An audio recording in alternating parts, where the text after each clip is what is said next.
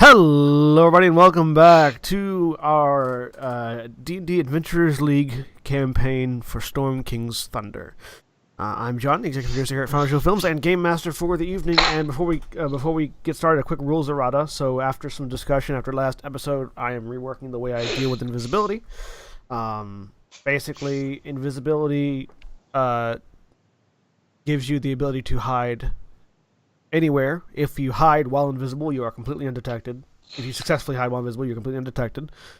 When you attack, that breaks the hide status, but you're still invisible. And you have to hide again to be completely undetected. So that is how I will be working with that from here on out. Further complaints forwarded to my inbox. Okay. So is it a circular inbox? It sits right next to your desk on the floor. No, and is emptied out every week. No, it's more ovoid inbox, and it's made of porcelain, and it's got water in it. Oh, okay. Let's not go for your septic tank. So either way, it's the circular file. First of all, let's introduce our players. We have with us today William.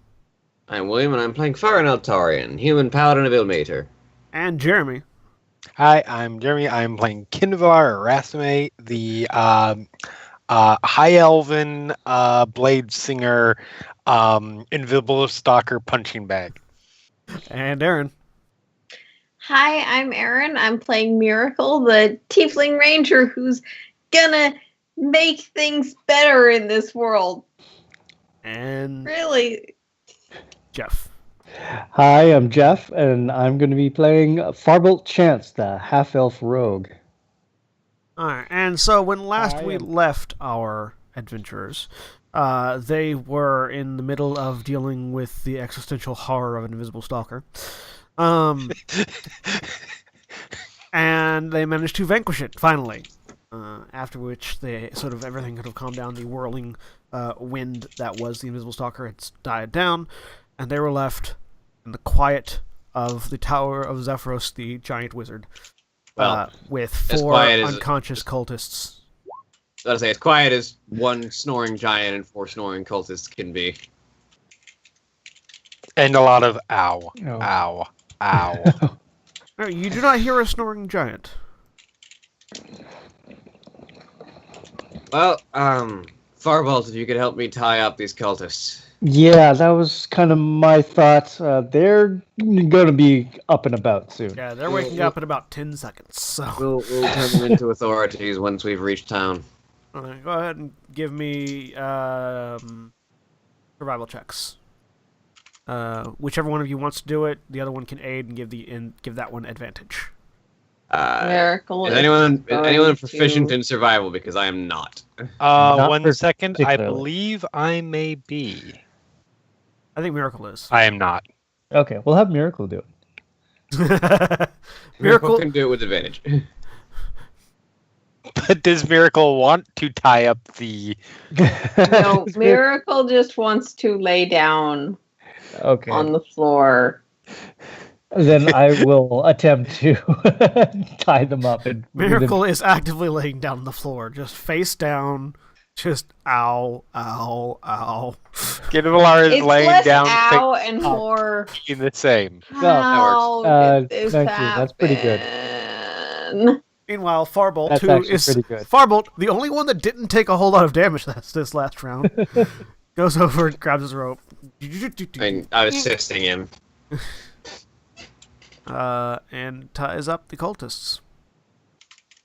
Alright, you've got 4 bound cultists on the floor who are starting to stir. And I'm just standing over here on this wall as they're waking out, just looking at them, arms crossed, sword on the ground, or standing, sword stood right here with my hands on it. So they Start getting rid of their weapons and just kind of putting them off to the corner. That Firebolt goes shink, shink, shink, shink, shink, ting, ting, ting, ting, just pulls stuff out, throws it off to one side. It's like, There is a good? bird. No, not really. How now about this? No. entirely on top of my face. Yep. Did someone take their bag, by the way? One of them, the corpse of one of the cultists is still over there with the bag of holding on his hip.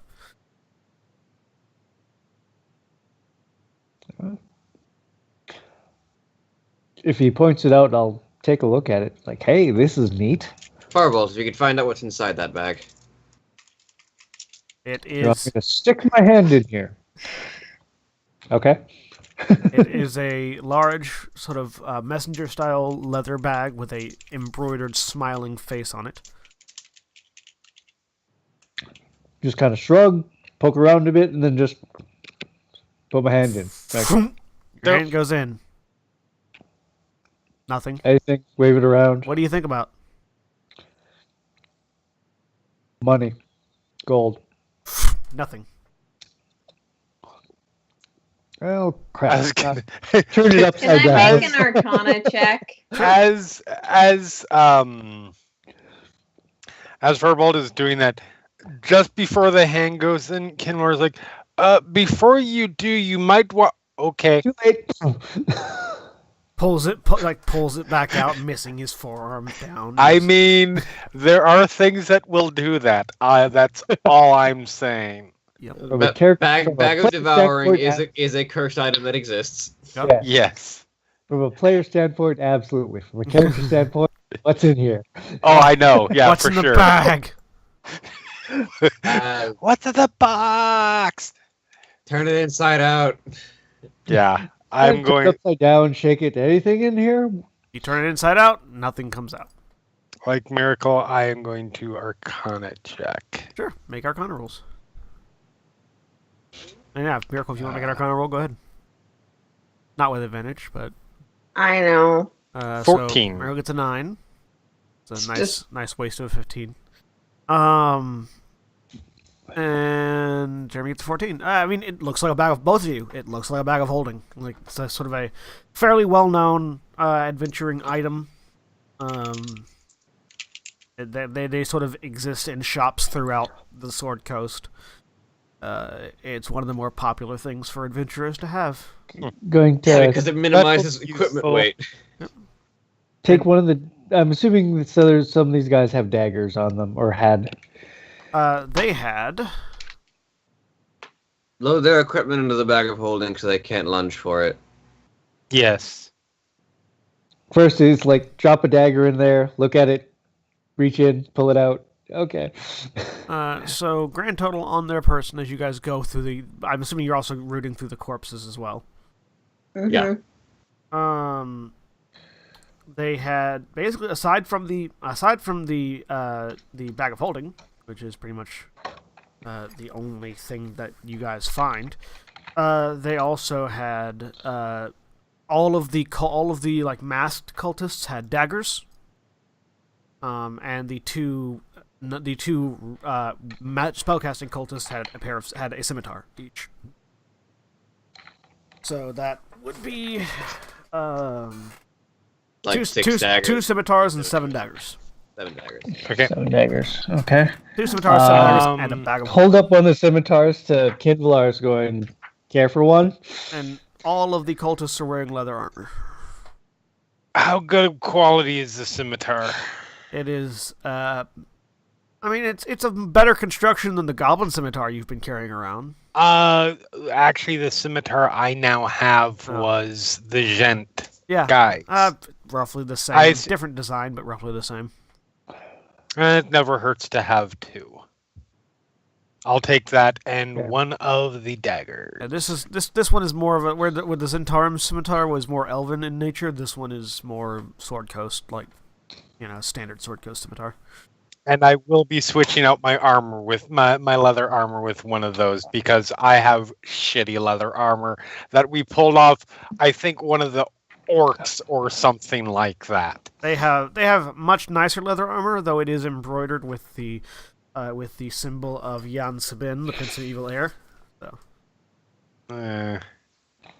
Where? like on the shoulders. I have a cloak, it's fine. You can also just shave the logo off with a dagger. All right. So he gets up, goes over, starts unsummarily stripping armor off one of the dead ones. I'm just Actually, gonna no. continue Start to lay stripping on the armor off one floor of the and let sleeping myself like melt a bit with thaumaturgy. Just fizzle. The sleeping ones' armor don't have stab wounds in them. It's true. Alright. Which we can. So- I can fix the stab wounds if you'd And, like. and while you guys are rooting through stuff, one of you happens to look out the front door and realize that the tower has stopped moving. It's still floating in the air, but it's no longer moving towards Triboar. That's probably, all things considered, might be Miracle. Yeah. And you hear no sound from above. So, where's our illustrious host during this whole commotion? Let's look at the rest of the group. Look up the That's hole a in the good ceiling. question. Multiple invisible stalkers or just one? Is the invisible stalker visible now? No, it just dissipates when it dies. Air It's elementals. it's an elemental. It doesn't actually have a physical form. It's just congealed air that can't be seen. Invisible stalkers are a weird type of air elemental. They are. I just sort of look up to the ceiling. What was the name of our host? It's been a couple weeks. We missed Xenagos. Or is it, sorry, Zephyros. Not Xenagos. Zephyros. That's a different one. Xenagos. That's a different. That's Person. the Magic the Gathering thing. Zephyros. I just look up. Yes. Zephyros, you up there? No response.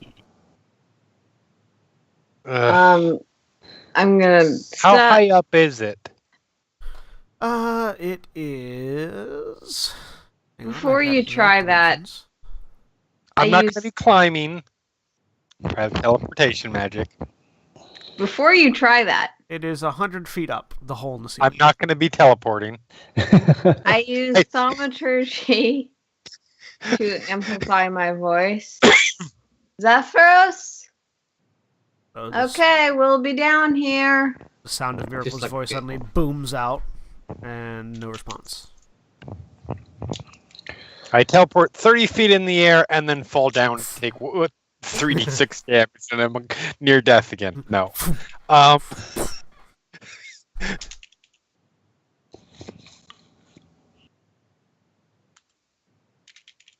Do we have any method of getting Yeah. up there? Can you? I mean, he said not to go up there. I am going to. Kinvalar, can you send relics? To take a look? I was just thinking that. Yes. I look over at relics. Relics, do please go up and see. Be careful. We don't know exactly what's up there. He is a little cloud gianty. What are Red these four tail, guys doing on the ground? go What are they doing? Too, I guess. Safety in numbers. Familiar. What are the four guys on the ground doing? So when they came to, they just sort of realized they were tied up and their gear was missing, and just continued to lay still. Good for them. They've been in this position Smart. before.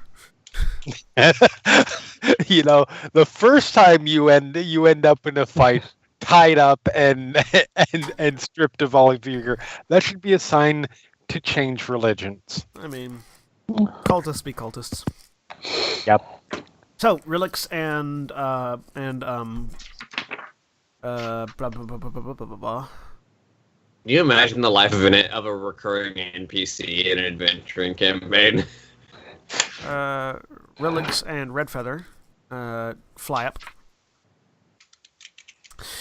And as Alex heads up, I will lay back down on my back, shut my eyes, and see through.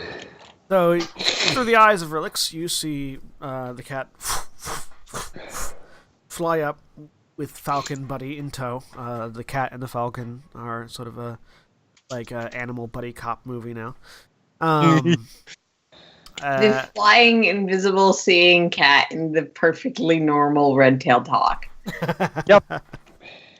Fly up there and land, and inside once they get up to the second floor and sort of land on the lip of that circle that's 100 that circle that's 100 feet above you. They see a large like sort of a large four-poster bed that's sort of nestled into one corner of the second floor. In the other corner of the second floor, they see what looks to be a large crystal sphere on a stand. Opposite the hole is a chest, and between them and the chest is Zephyros laying on the floor, passed out, catatonic. Does he look to be breathing? He is breathing. So he just decided to go to sleep in the middle of the floor. I know. Not when there's a bed right there. Well, he is not exactly the most... It's true. He is not exactly the most. Yeah, that's what they see. Okay.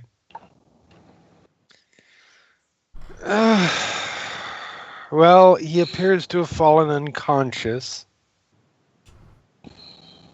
You do recall that the last thing he said Says he was going to do... eyes still shut. You do recall that the last thing he said he was going to do was to consult with the planar entities.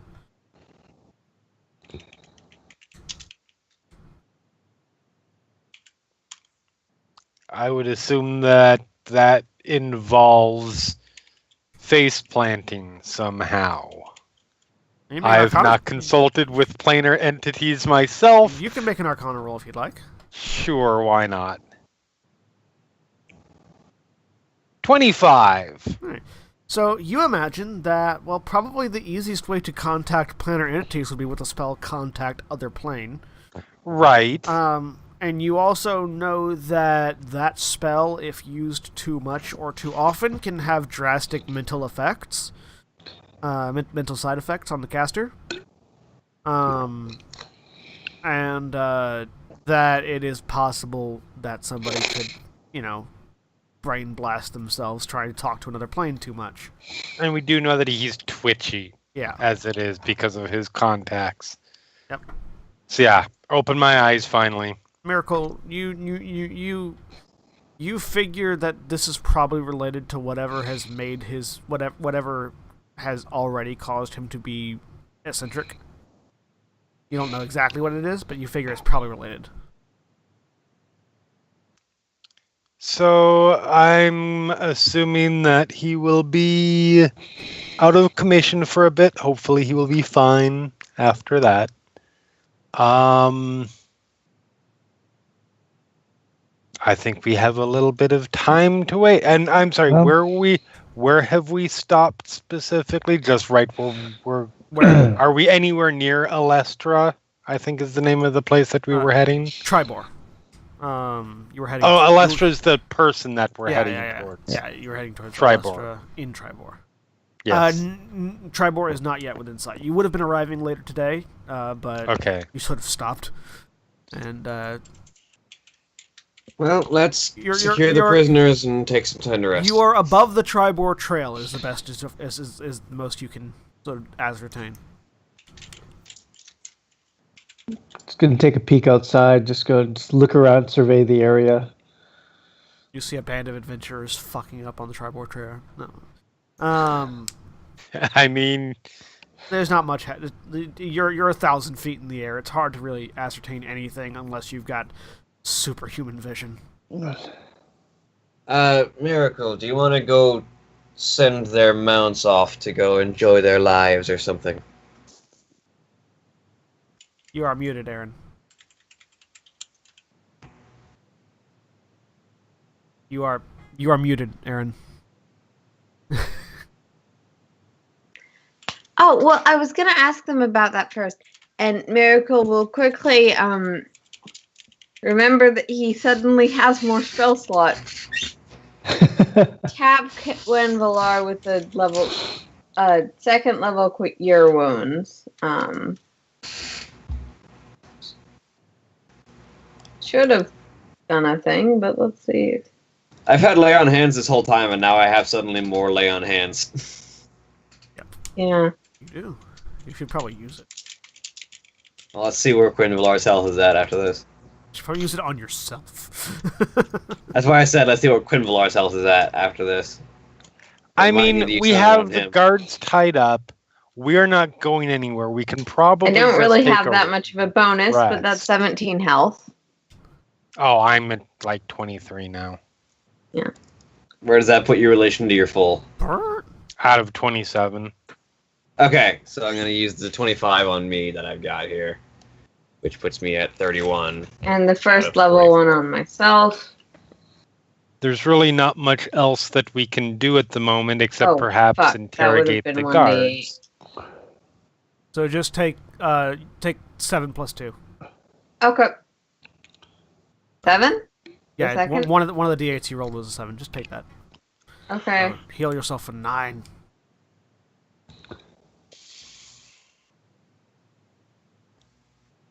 Thanks for letting me heal arbitrarily much. That's good.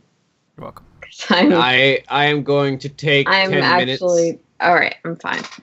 And I'm gonna take- go over to the cultists and start Yes. asking them detailed questions about their grooming, like how they groom and take care of their birds. Yes. This is going to be hell for those cultists. Make an insight check. It's gonna have a very excited ranger who just beat them up, like questioning them about how they take care of them. 12. So they're not responding to your questions, and you get the sense that they were expecting to be like thrown off the tower, not questioned about their rape vultures. So they're a bit confused that they're still alive. I'm gonna keep asking them questions as nicely and politely as I can. And they're not. Come now, we weren't going to be throwing them off of the tower. If we we turn were you going to into- execute, it would be quick. We're And, just going to turn them into the guards at Triboar. so yeah, And we would have done it already is if the we were plan, going. yes. The nobles behind me are probably being assholes out loud, which is really not making this easy. Yep. Interesting how they heard the internal aspects of your insight roll too. That was amazing. I'm actually taking 10 minutes to cast Find Steed. Okay.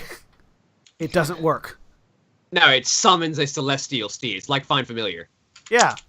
It summons a celestial steed on the ground. No, it like actively. Let me see. Like, Let me see how. Do you have the spell card for it? Yes, I do. Put the spell card there. I summon a spirit that assumes the form of an unusually intelligent, strong, and loyal steed, creating a long-lasting bond. Oh no, it does just appear. I always thought it like rode up from nowhere. Previous editions, that's kind of how it worked. Yeah. In previous editions, it was a steed who is nearby is called to your side. It's this time it's just celestial Okay. steed appears. Oh, okay. Bum-ba-dum. Yeah, shockingly, for animal ethics reasons, most of the summon animal spells summon spiritual animals that go back and don't actually manage to get injured or anything. And also because animals can die easily. They often do, and it means So do you choose Yeah. a warhorse, Not a pony, horrible. a camel, an elk, or a mastiff? Please mean- do a camel. Please do a camel. I mean, the actual animal that would fit for his bond would have been a large wolf, but I don't think that's I think that's too high of a CR to actually be his mount. So I'd be a warhorse. Aw.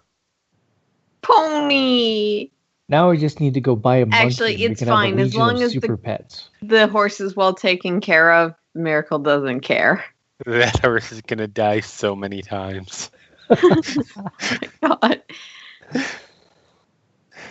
So after a couple Benefits of minutes, being a ranger. If my animal companion dies, my animal companion just dies. after a couple minutes, there's sort of a coalescing of sort of radiant energy along one of the walls, and from this coalescing radiant portal, a large white fur, golden hair, armored warhorse just steps out. Do I know this horse's name? I believe you do. I can And you communicate managed with to it instantly telepathically. distract Miracle from like mid question, Um, like Hang on, I'm making a thing so that you can have control of it. So do you groom them, or do he take care of their own cleaning, or is it sort of a mutual he help out, but you have to? Horsey. Immediately distracted when a celestial horse walks in. Yes, you do innately know the warhorse's name. Hang on. Its name. You instinctively know that its name is Gilded Mane. Specifically in reference to the almost golden sheen to the hair on it, to the mane on its neck. And it is currently wearing just leather barding, which means it has an AC of 12. Unless your spell indicates otherwise. It just summons a warhorse. Yeah. Additionally, if the steed has an intelligence of 5 or less, its intelligence becomes 6, and it gains the ability to understand one language of your choice that I speak. There you go. Which, still in reference to my bond, will be probably Orcish. Okay. Yes. By this point, Red Feather and Sweet, I come speak back. Orcish. Okay. This is. Fix this so you can control it. As you're making me come up with tokens on the fly. There it is. Boom.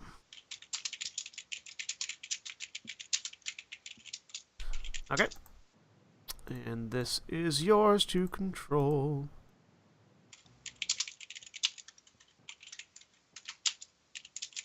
And it is a celestial.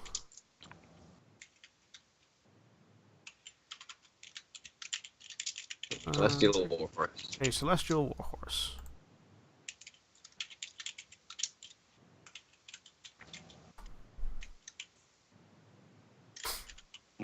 Alright, so yeah, you guys are hanging around. What are you doing? I mean...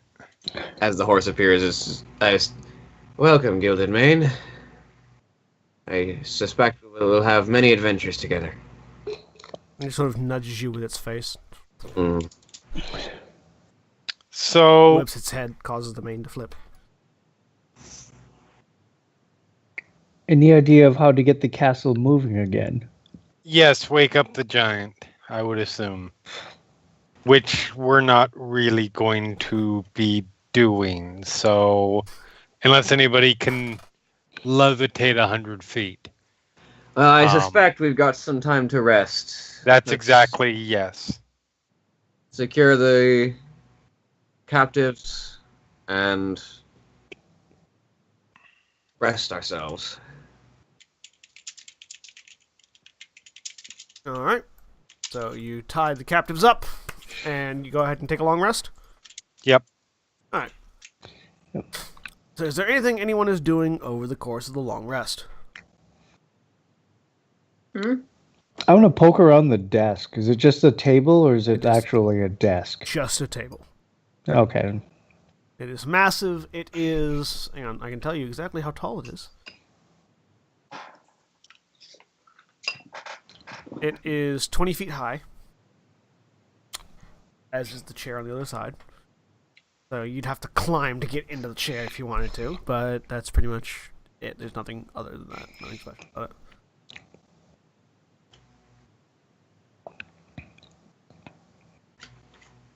Alright, so you all take a long rest? Kindler is mostly just working on doing some spellbook management and switching out to Unless spells. he's stopped, Miracle's going to continue asking the cultist questions. Alright.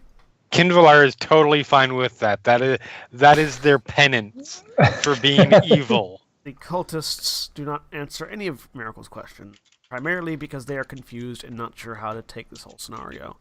And they're not certain if this is a trick, and if answering any of the questions will cause you to then kill them, and they are with the earnesty and fervence that Miracle is asking these questions.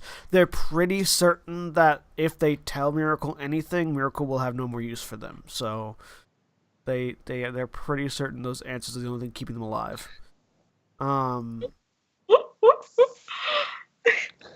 So Miracle is just asking these questions so genuinely and like super curious about every aspect of taking care of giant flying birds that you use for battle things. And these cultists are like, holy crap, we're gonna die. Pretty much. And which just does not phase the tiefling. The tiefling is just continuing to ask questions. If we tell her what they eat, they're going to feed us to them. No, it's a fate much worse than death. It's questioning by a ranger. So after a long rest, after a few hours, you guys get your stuff back, you get your health back and everything. You hear a stirring from above. And Zephyros sort of floats back down. Oh, well, after some deliberation with my extra plan of friends, I've decided that I do not, in fact, wish to help any of the followers of Jan Sabin, and thus you can all leave. And he claps his hands, and without even realizing that half of them are dead. He claps his hands, and all of the cultists blink out of existence.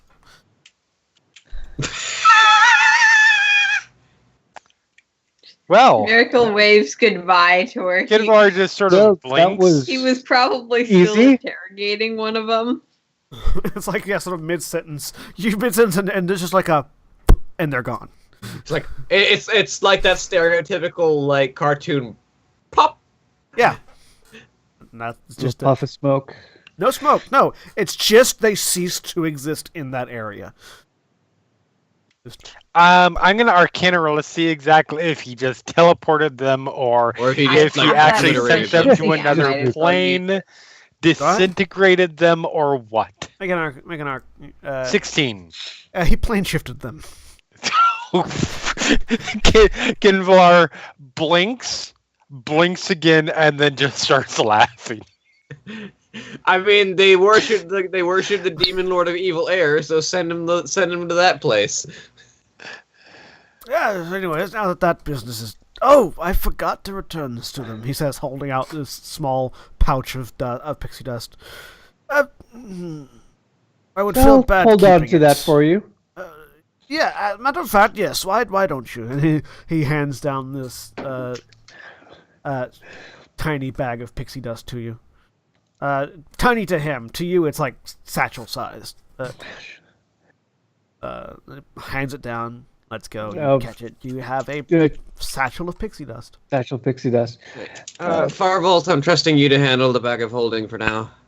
Okay, so stuff into the bag of holding. Yes, this might come in handy. We'll lean over to Kinvlar. What do you use pixie dust for? Can I make with that a 20? What do I use? What do Arcana? What do you use pixie dust for? You can also make an Arcana roll if you'd like. Natural one. Miracle, you snort it. You're pretty certain it's drugs.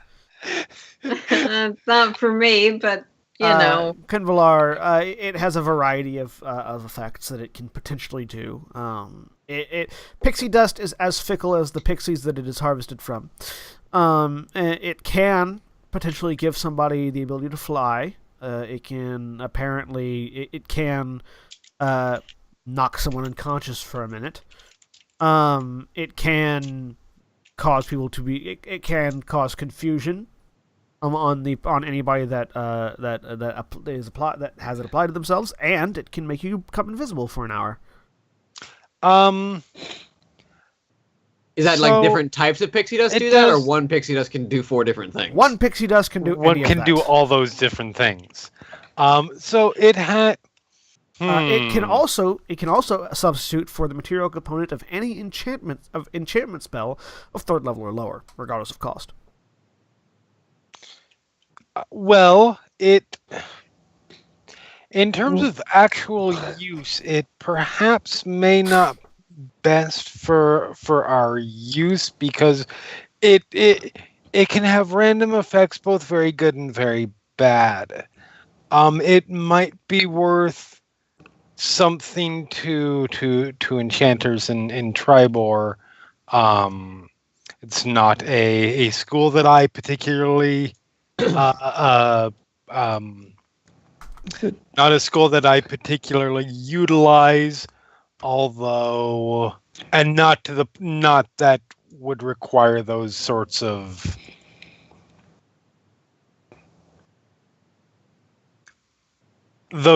components. Any way to control what it does, or is it just No. poof and hope for the best? Poof, you fly. Poof, you walk off the cloud tower. Yes, it's. Good to know. I'm sure somebody will be happy to purchase it, though. Once we just find the proper wizard. You can always use it and see what happens.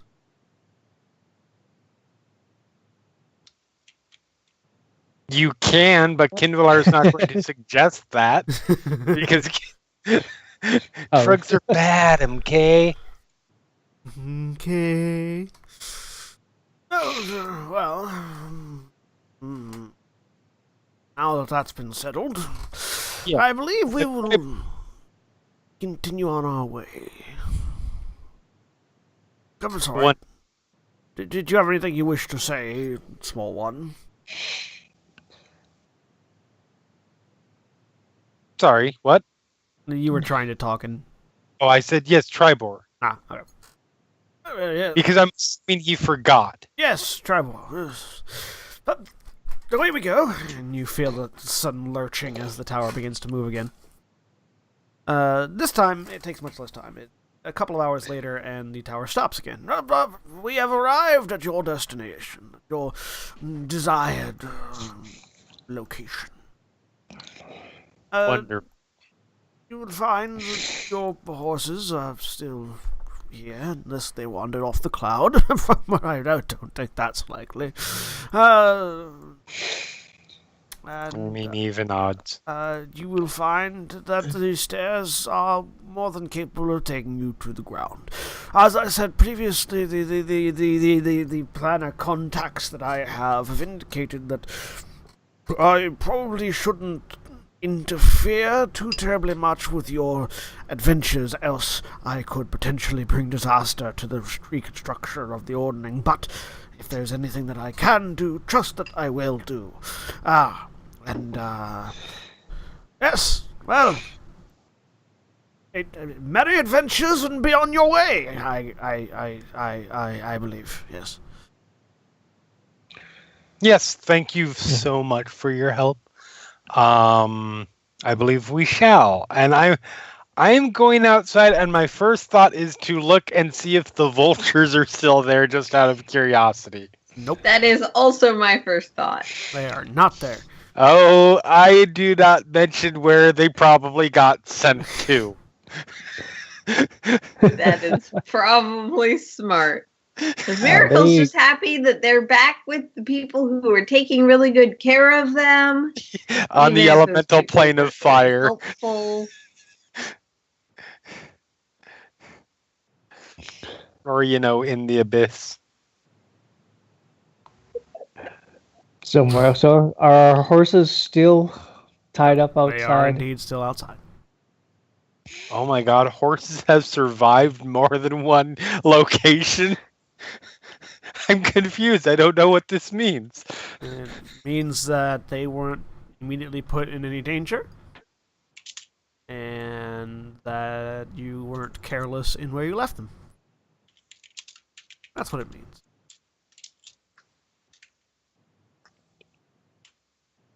As far as I'm aware. So, you step outside, you find your horses, and you find this cloud-like staircase heading down.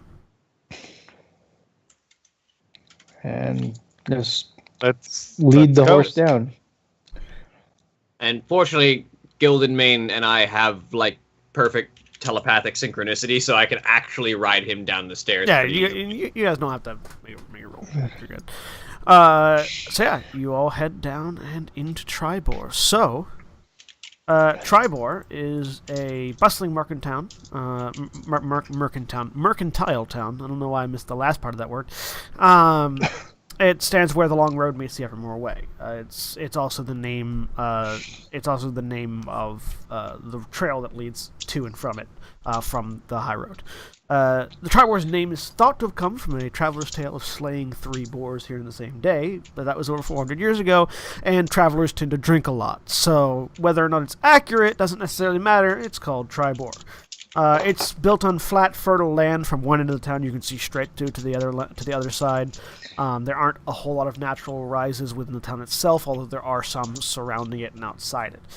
And it is fairly...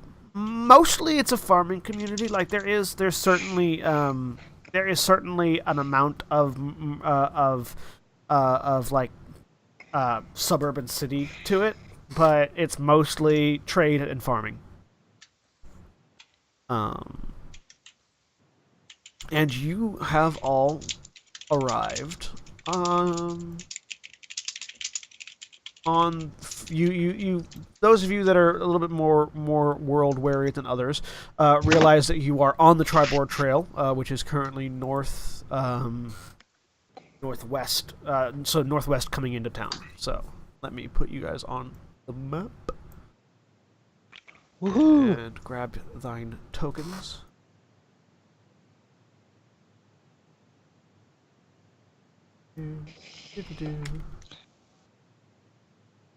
So we've got to go tell a person that they're... So you are all basically here. Give us the camera ping, please. Yep, I'm moving you so that you're on top of the horse rather than behind it. Okay. FYI, all the people that are in the houses we can see. Yeah, no, that's fine. Okay. I just wanted to make sure that wasn't... Okay. Yep. We don't know who they are. We don't know who any of them are yet, so... Also, I'm going to make you appropriately sized.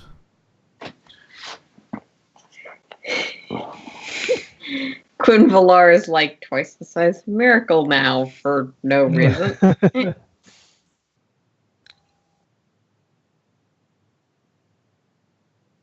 Giant horse! Oh my God, that's a huge Biggest horse. Horse is large sized. You are medium. Therefore, the horse takes up 4 of you. All right. So yeah, you are on the trail coming in from the northwest into Triboar. All right. So who is it that we were looking at the others? Who are we Alestra. supposed to meet here? Alestra? Alestra. She apparently runs a branch of the Arms Lion Shield? Yes. Something about her... Her husband died in the thing with the goblins. He was the corpse the rats were eating. Yes. And so we need her to... Basically, they need to send a representative to the city we were at, because there's no one running that anymore. And also her husband's dead, and she might not want to know. Deceased, yes. Sorry, what was that? I didn't Which catch. Miracle says in a very idealistic way. I'm just kind of tired. Yes. Huh? All right. Well, let us Head into town, and we will find somebody. I'm sure that will direct us to what to Madame Alestra. Not typically the hardest place to find. So, you all head into town. And roughly about the time you get... Let me grab your tokens so that... Got it. Move you all.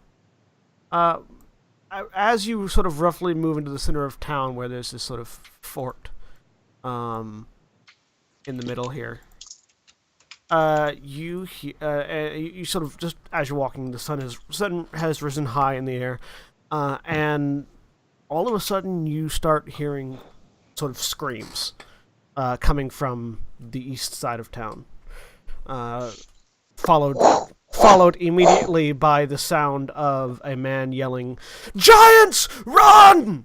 And you hear as this massive rock just falls from the sky and smashes into an old cart nearby, splintering it. A cloud of dust sort of erupts from the wreckage, and as it does, a second rock hits the ground, tumbling through a fence nearby, slamming into the wall of a building, and just all around you, people begin to scatter, shrieking in terror. Zephyros did warn us of this. We should go see what we can do. Look up in the Triboar's sky. already It is a running different in the town. direction of yes.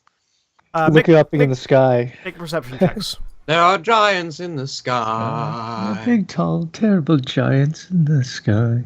13. 20. 23. 10. So all of you notice that there are no floating castles in the sky. No, yes, but the rocks are being thrown from a direction. You do, however, notice, yes, that they are coming from the east, and upon looking out that direction, you can very easily see... No, it's not. Those.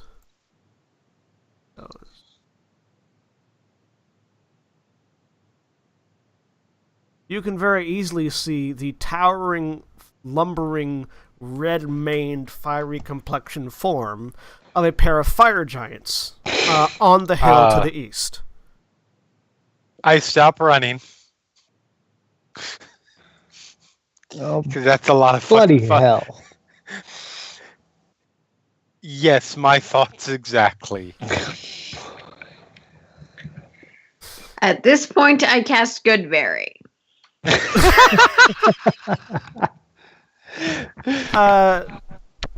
So you see, in addition to these giant boulders,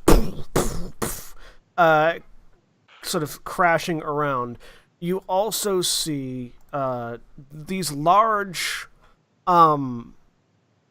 bird-like, like horse-sized birds, being ridden by orcs, rolling past the giants and down a hill out of sight from where you are currently, and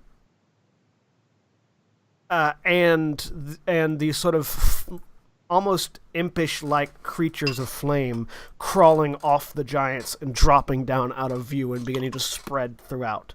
There's a alarm bell, bing, bing, ding, ding, ding, ringing from that central tower, and you see a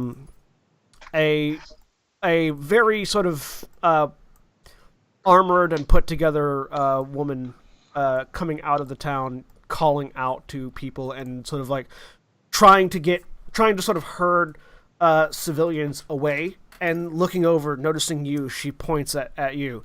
"You there! Are you adventurous?" Yes, and I believe we're headed that way. And I say, pointing to the east. Not Follow- the term I would use, but yes. Good. Then follow me. We need to do something about this.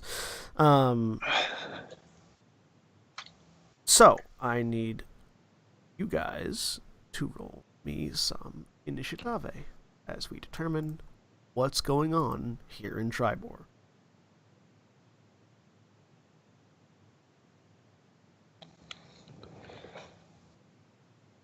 Do-do-do. Add you the turns. 22. All right. People are rolling in the double digits. What's going on? Go Right. ahead, you can go ahead and Gilded Mane is just going to move on your initiative. No, we're file. not. Okay, some of us are rolling in double digits. Yeah, I think the rules for like mounts is they move on your turn, but they have their full turn. because they can trample and Yeah, stuff. there are rules for mounted combat. They're in the animals travel section. Yeah, I'll pull those up so I know what I'm doing. Yes, but we're just gonna have your horse act on your initiative. Yeah. I know. I'm just letting William know because there's like special rules for things like javelins, I think. Yeah, I'm gonna check and find out what we got here in a second. And for armor class. All right. Let's get these guys on their initiatives.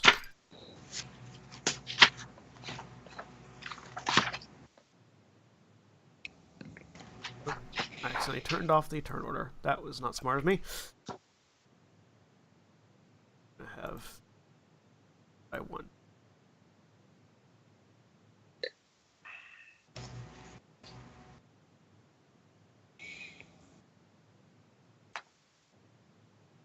All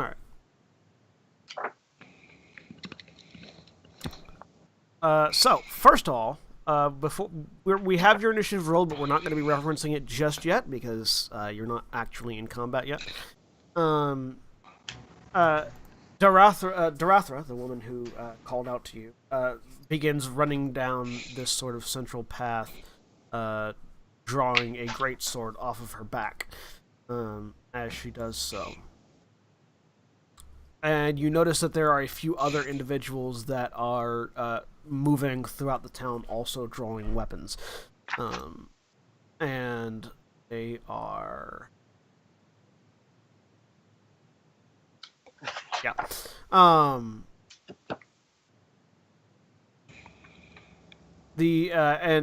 as they begin to move, you notice that the rain of boulders has stopped as the initial sort of shotgun of boulders has ceased, and you see various people moving to intercept enemies in various locations. The woman who came out sort of indicates to you guys that you should pick a spot you feel most comfortable defending from and support the other defenders who are in town. So, where are each of you going? Are you all following her, going straight at them, or any of you breaking off to the north or south to try to help other members of the sort of defense of this town? What are you doing? I'm going to cast Shield of Faith on myself, which with my bounded mount extends to the mount as well. Okay. So both of our ACs raised by 2. I can concentrate on that for 10 minutes. And I think everyone find a spot where you're most useful. I'm going to try and intercept some of those mounted riders. Right. And I'm going to try and catch the mounted orcs. Any routes or paths that seem less guarded? Make me a perception check.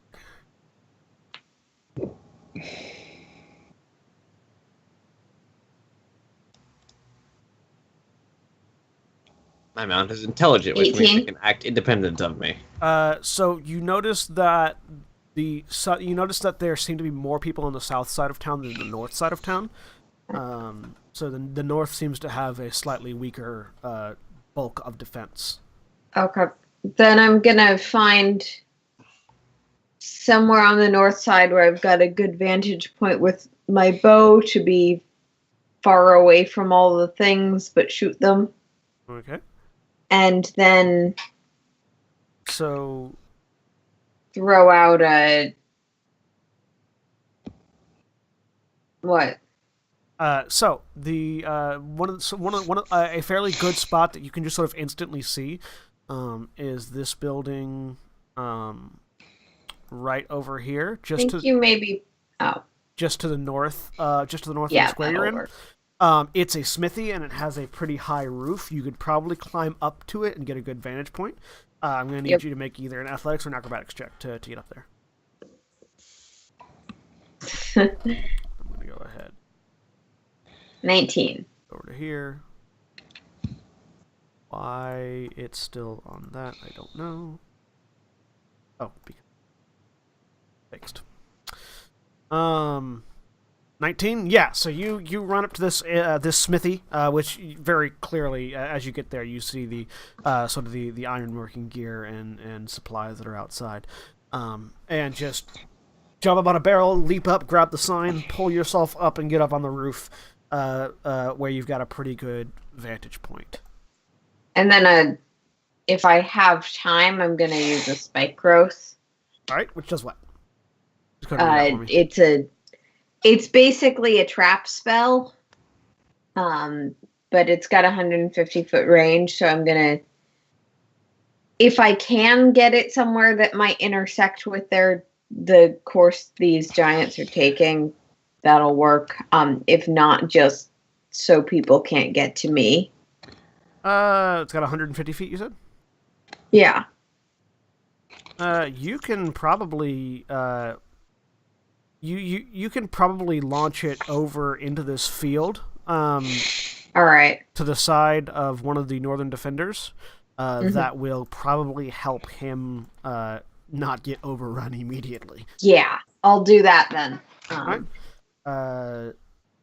It's concentration, but right now I'm pretty far away from things, so that's not a huge issue. So you sort of angle up onto the roof here and look over and focus, and as you do, the ground just sort of begins to sort of grow. It was previously clear cut and sort of grows a bush, like sort of in this 20-yard area over there, or in this 20-foot area over there.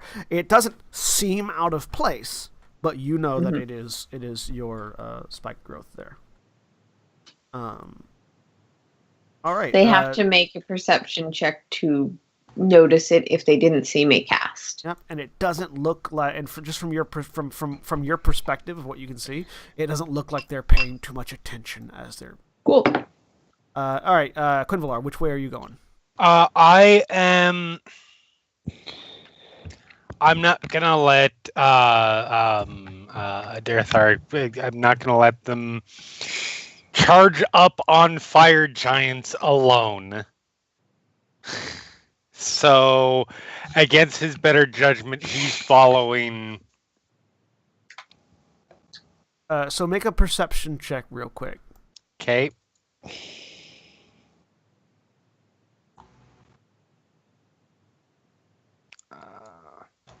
Six. Even with a 6, you notice the fire giants don't seem too particularly worried about moving forward just yet. It looks like they are waiting for something. Okay. And you do know that you do know that Fyron did charge off on his horse, following after her. So. Oh, I misunderstood. I thought Fyron was going up. Were you? Which way were you going? Fyron? Northern I thought way. you were going straight. I was going probably For the straight mounted east because I was headed for the mounted riders. Yeah, there are mounted riders sort of spread out heading into the town in multiple areas. Yeah, because the mounted riders can get the farthest and do the most damage, so I need to intercept them. Yeah, so Fyron was heading straight east. Okay. I'll be moving around the battlefield because I'll be trying to hunt down all the mounted riders. You do have your horse, by the way. Maybe Yes. pull up a horse token real quick. Oh, it's fine. Just assume I'm on a horse. Yeah, you are on a riding horse. Which I will probably not be for long because I am not in mountain. I am not a mountain combatant in regularity. I'll use my horse to move fast and then ditch it. I will actually. You have control of that horse, by the way. I'm going to go up this direction. All right. Because to give Miracle some backup in case attackers overwhelm him, and because we probably shouldn't leave one avenue of travel into the town unprotected. All right, and Farbolt, where are you heading? I'm gonna head over towards this direction here. I'm looking for cover to hide behind either the trees or the houses. Looking for probable avenues that they're going to be coming through, so that I can hopefully jump them from an ambush. Okay, 'cause make I- me a perception check.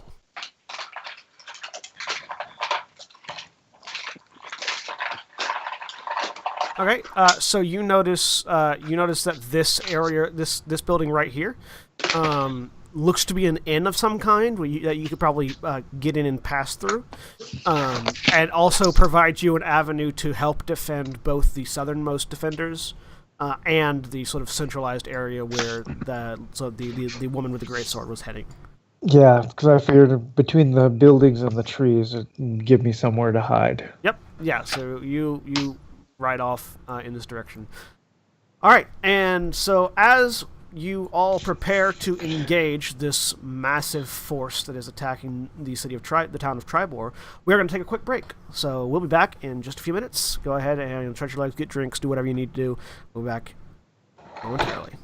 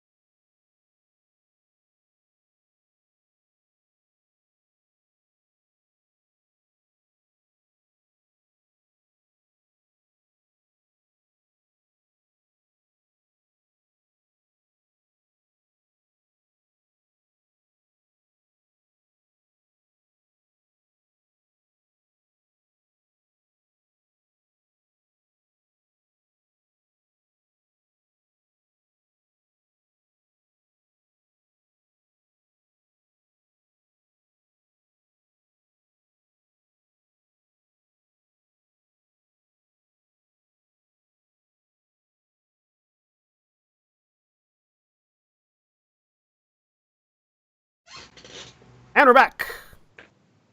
Or we would be if Skype hadn't also minimized and caused everything to be frozen there in the OBS window. Anyways, so we have divvied up assignments of certain NPCs to our player characters. They are in control of a couple of different folks. Go ahead. We're just going to go around real quick just so the audience knows who you're controlling. William, what NPC are you controlling? I am controlling Darathra Shendrel. You want me to read the little bio blurb? Just who she is, not the second part, but the first part, Yeah. and then what she does.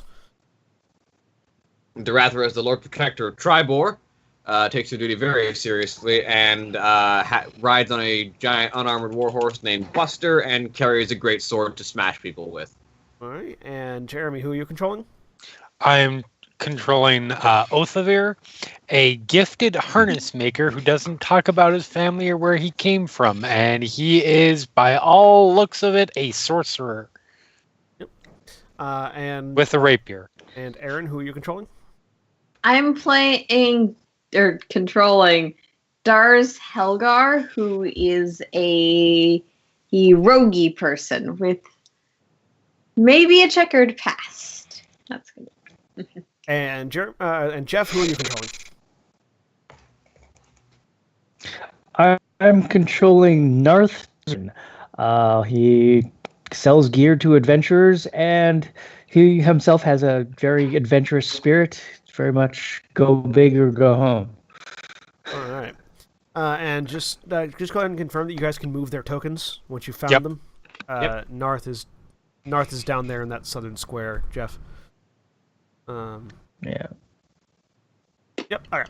So we've got Narth down on the south square next to. Why did I do that? Urgala. Next to Urgala.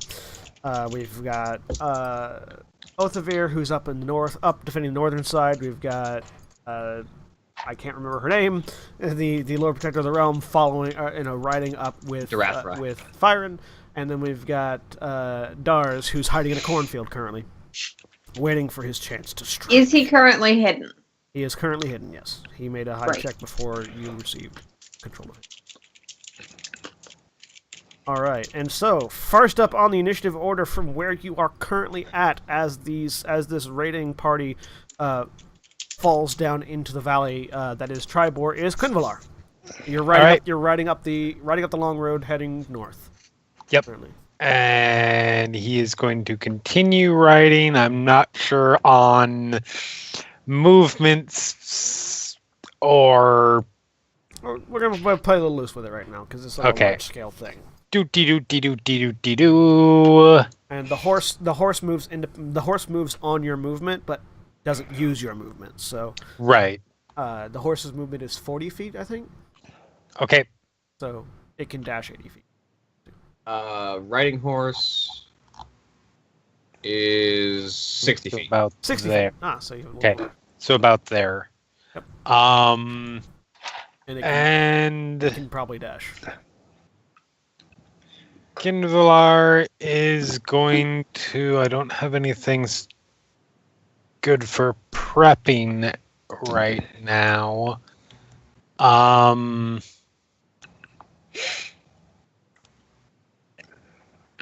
know what? Just in case I end up taking an attack early because there's not much else I can do from where I'm at. Yeah, everything's too far away. I'm going to cast Blade Ward on myself. All right. So that way I am potentially not dead this round. So Quinvalar, while riding, just sort of holds a hand up, and this sort of metallic sheen covers him. You going to continue riding the horse further? Yes. All right. Well, I think that was pretty close to. You rode 60. 120. Oh. Yeah, that was about 120 feet. As Okay. it was. So yeah. All right. Then it's Othavir. So Othavir came out around that building. Saw the oncoming horde of magmen, saw the ranger from the rooftop over cast a spell in that area, so he knows something is there. Okay. And he has line of sight on some magmen and orcs and orogs. All right, so he will magmen, not so good of an option for the spells that he has, I think the orcs are a little bit too far out of range for. Oh no! So he is going to firebolt. Yeah, 120 feet. Well, he'll move up a little bit because he's going to have to, but move up just now so he's in range. He's going to firebolt one of those orcs because Or I think which bolt's going to require him to get way too close. Let me rush right up. It's okay. I'm an NPC. I can die. Yeah, which bolt is basically a lightning leash. Yes. So firebolt and a 13 on that orc motherfucker right there. the one on the ground or the one on the axe peak? The one on the ground. Because the one on the axe peak, I'm assuming that house is in between. No, you can get an angle on it. There's you can go around, sort of Okay. step back and fire past the house. Then the mounted one for sure. Okay, then that hits. So Okay, you so just- 6 fire damage. So it's gonna try to make a save. It manages to stay on the back of the axe beak as it's rushing past right towards that dwarf with a battle axe who is about to tear some shit up. All right. They don't have very trained mounts. So is that Othavir's turn? Damn it. That is Othavir's turn. All right. He is a sorcerer, so he only gets 1 cool action per round. I mean, that was not a bad use of fire. And No, no, 120 just that shut was down one of the better. on me. That was not bad for me. All right. So that makes it Darathra's turn, which is William. Yep. So Darathra She is on her mount. warhorse. You can ride 120 feet to get right up and intercept this guy. Yep. So she could just try to take the orc off the axe beak. Yep. Make the attack. 2 great sword attacks. So the 8 is going to miss, but the 24 does hit, dealing 14 damage. And she just runs up and... oh, wait, hang on. Okay, no, it was greatsword damage, correct, yeah. Yeah, so she just unseats this orc, and it just collapses to the ground dead. Just crunch. This lightly clad woman. She's wearing a breastplate and sort of like a long cloak, like normal clothes behind it. With this, just lets her horse ride, guiding it with her knees. Gets that great sword out and just rides past an orc on an axe beak, taking him off the seat. Miracle. Okay.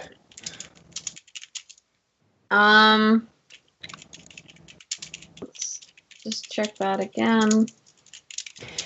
Yeah, the closest of these guys I can get. All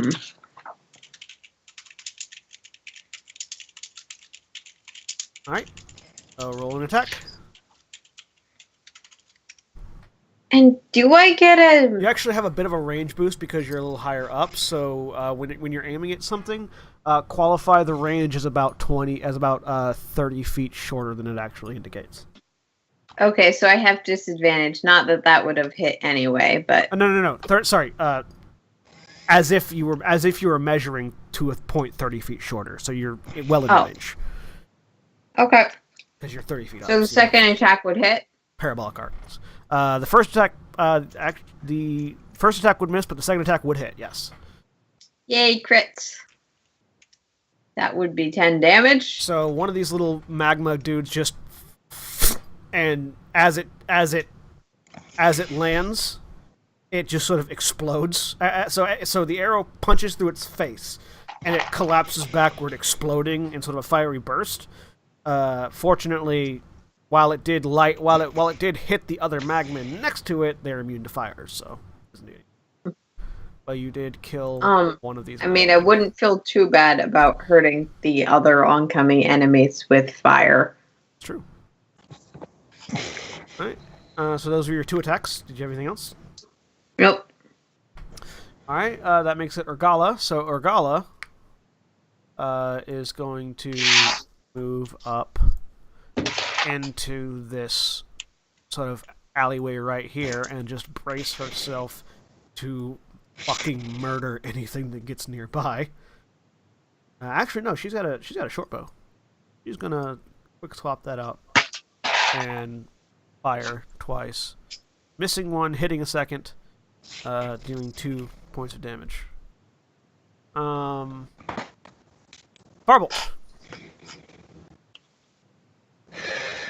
Okay.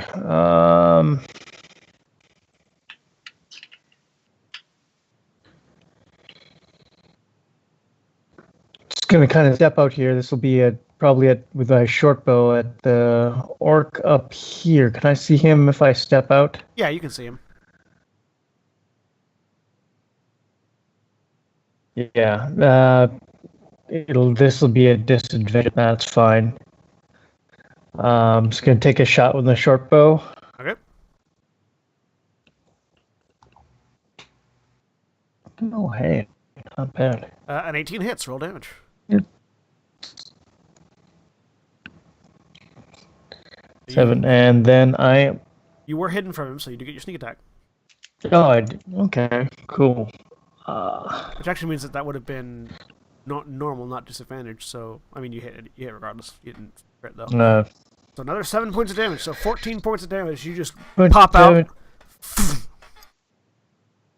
And you use your cunning action. to hide and again. then I'm going to use my cunning action to hide. Yep. So go ahead and make a hide check. Oops, I'm still the- at disadvantage. The first roll. So a Try 19. to check that. Jeff, you are roboting hard, but you rolled a 19 for your stealth, so you duck back behind a wall. That makes it Magman's turn. Yeah, I know. So this crowd of Magmen run into the area of effect for spike growth. So what happens there, Aaron? Aaron has stepped away. All right.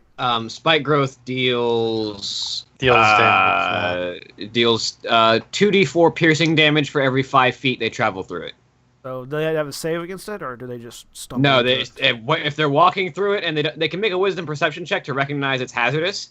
But if they're walking through it, they're taking 5 feet. They're taking every 5 feet. They hit 2d4 piercing So damage. they are trying to rush Othovir, which means that they are going to take all 20 feet of that spike growth.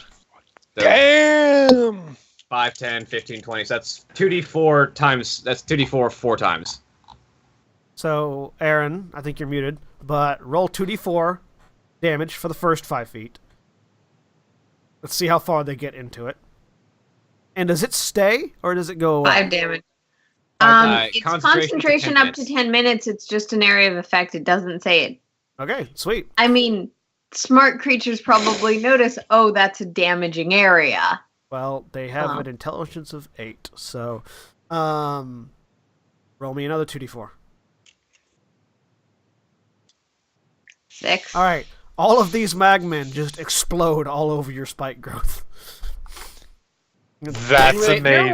welcome. They only made it 10 feet in before dying. They didn't have a whole lot of time to realize what was happening. Yeah, no, they just... I told you that was going to be a useful thing to cast. It is.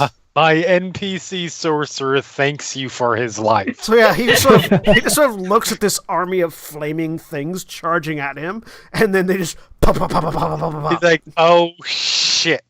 Oh. They all explode before they get to him. That makes it Gelrin's turn. Gelrin runs up this slight hill and drops off of it onto this Orog. Because he's a badass like that. I love Dwarf Rangers. Hitting the first one, failing the second one. He's not a ranger, he's a blacksmith. He's got a giant slayer. I mean, It's a yeah, ranger, yeah, really. he does have Giant Slayer, which is a ranger. So yeah, he smacks it for 8 slashing damage. First one, the second one misses though. Alright, that makes it the fire giants sort of step back and waiting to see what's happening with their forces. Now it's the Orog's turn. 2 of them continue in the path of the Magmen because they were already charging. Oh, that's they do, amazing. They do stop after the first 5 feet, though, so...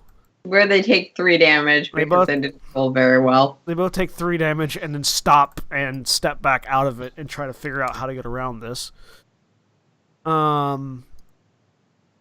till the Axebeak runs through it. That is the That would be a single wisdom most effective perception use check of against spike growth I've ever DC seen. 11.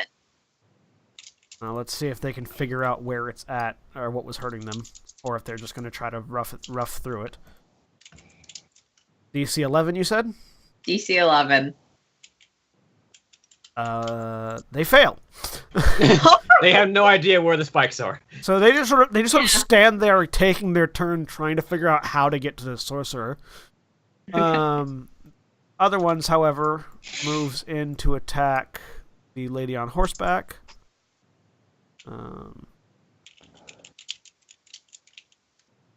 The Rathra has an AC of 14. Her horse has an AC of 11. They hit her. She takes 12 points of slashing damage with 1 attack. The other one misses. And this one moves in over here and is sort of runs up to Narth. Isn't able to attack Narth this round, but runs up to Narth. Which makes it the Axebeak's turn. They continue on carrying their prize. This one runs right into the thing because it is dumb as hell and it's being forced to charge. So it charges. Axebeaks are not smart animals. It charges. That's it charges the wrong roll. It charges all the way through the spike thing. So how many d4s would that be? 4 times. 5 2d4. So 2d4 5 times. So 2. All right. I'm going to see if it stops before it gets to the edge of it, basically. Oh, no, it's a 20-foot radius. It's actually going through 40 feet if it's going straight across. Oh, well, in that case, roll me 20 divided by 5, or 40 divided by 5 is 8. 5, 10, yeah, 8. 8 times 2, so only 16 d4. 16 d4. Good fucking god! Usually people don't go through the entire. This is the single most effective use of spike growth I've ever seen, and it's not even close. Well, Axebeaks are mounts, so it's being charged, but it's being forced forward by its I hook. agree. I am not disagreeing with you. 64 would be 45 damage. So it kills the Axebeak, tossing the orc free. I'm going to say the orc lands on the other side, but still takes 10 feet of damage. So give me 44 more. 10 damage. 10 damage as it rolls out of the spike growth onto the other side. Yeah, that's the thing about orcs. They don't care about their mounts, so they're just going to charge it through the spikes. Well, This that Axeblade sucks goes for forward. him when he lands on his butt in the spike. This Axebeak, which no longer has its mount, just fucks off because it doesn't want to be here. It's a smart Axebeak. This one charges in at... From the roof miracle is, oh, good Go on the side. beastie. Does Miracle feel bad about the other Axebeak that died charging into his spell? I mean, he's angry at the cat, For driving at it the through. person riding it. Now makes Yeah. it Orc's turn, so Orcs are getting attacks on Othavir. One Orc's getting an attack on Othavir.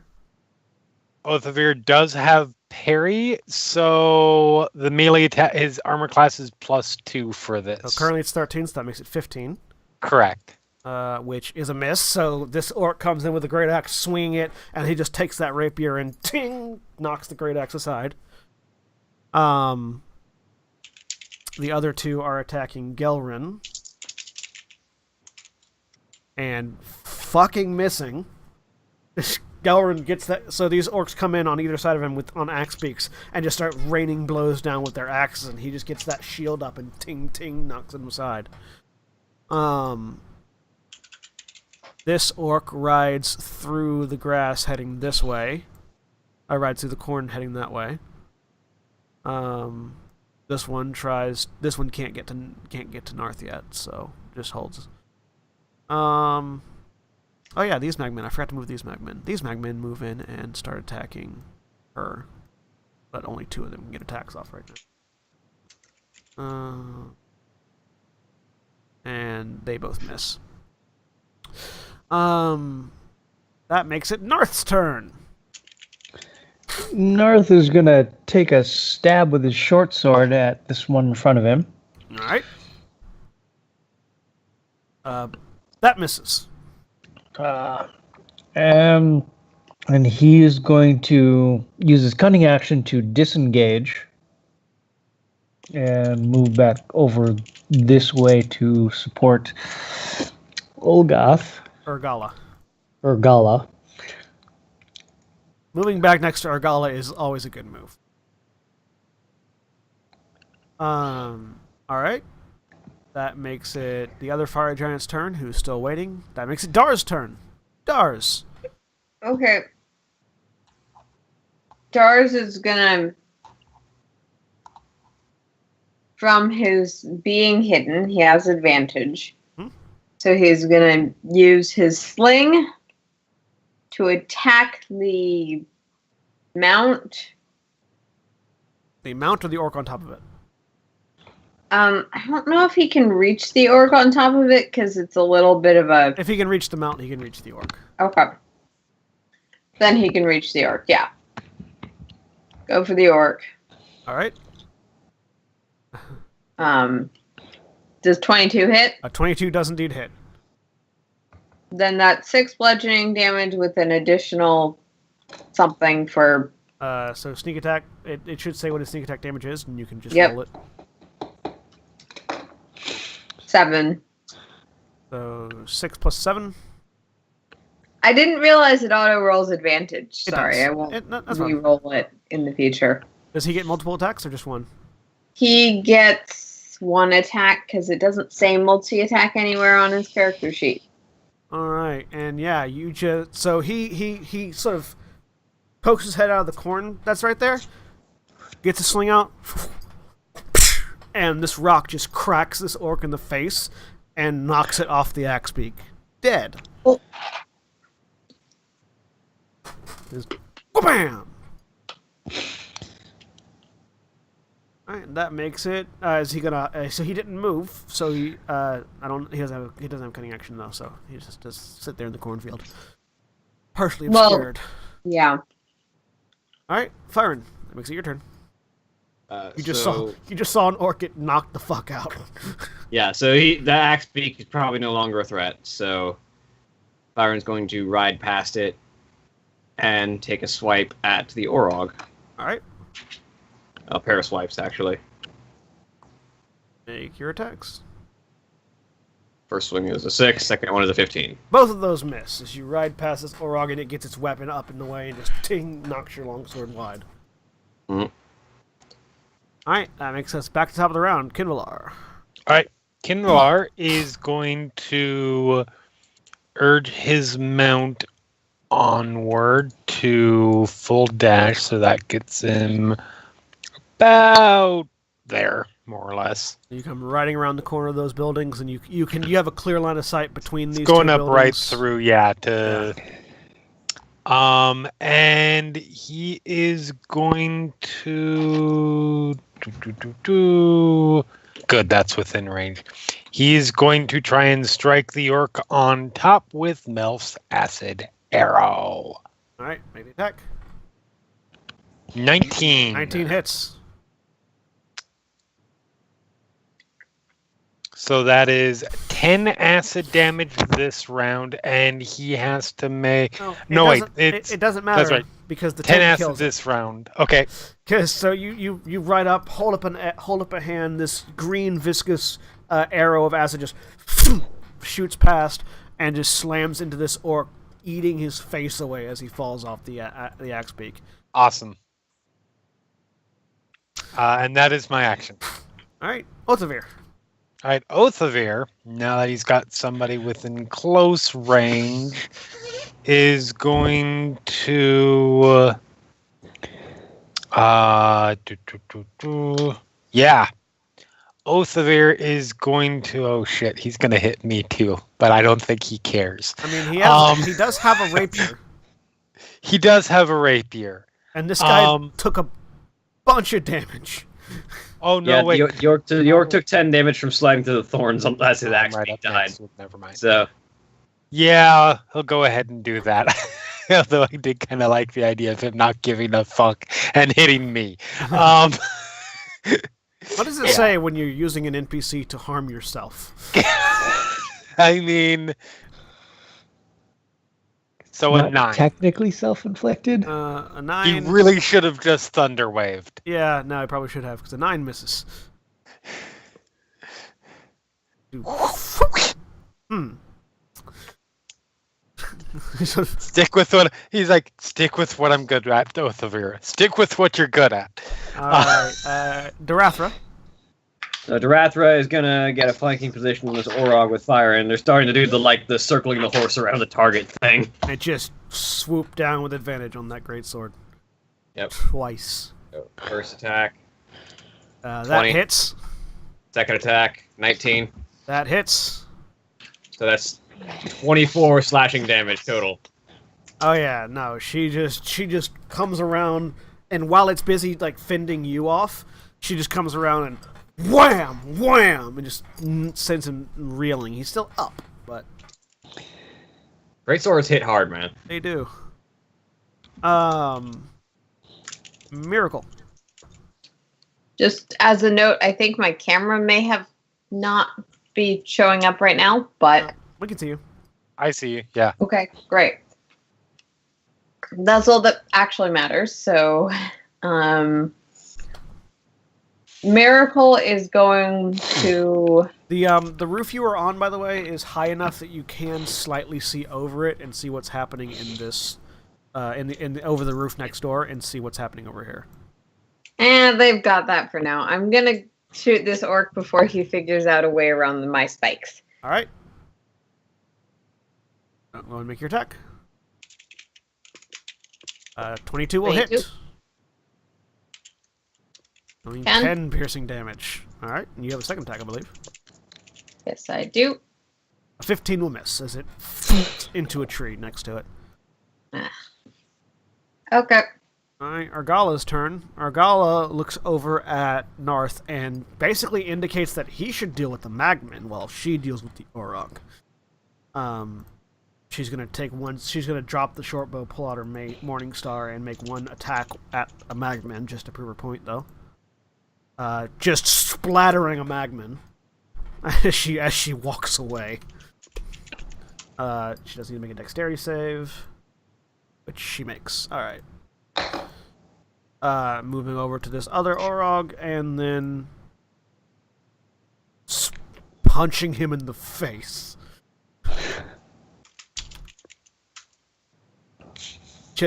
So yeah, she backhands one Magman with his Morning Star, sending it splattering onto the other Magman behind it.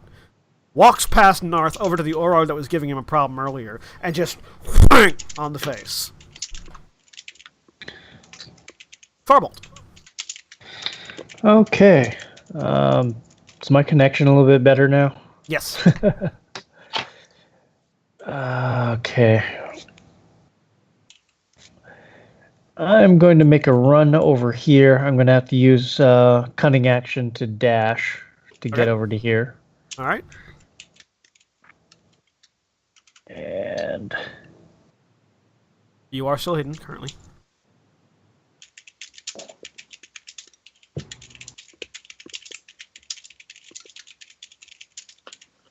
yep, I'm going to take a short bow shot at this Regath up here.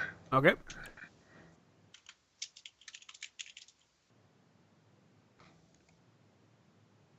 You are hidden, so you have advantage. Oh, right. Either way, Doesn't you help miss. at all. So, The arrow goes whizzing out. you are pretty certain that you're visible, though, as you fire that arrow. All right, that's your turn. Yep, that'll do me. Magmen close in and start trying to make attacks on Narth, but they can't. Only one of them can really make it through that alleyway, so the other three decide to go around, then get blocked by an axe beak. So Narth gets an attack at him. That misses because an 8 is below his AC, I'm pretty certain. Yes. All right. Magmans suck. Gelrin sees one of the orcs getting knocked off the axe beak. Looks, just raises his axe, ha! And swings at this Orog.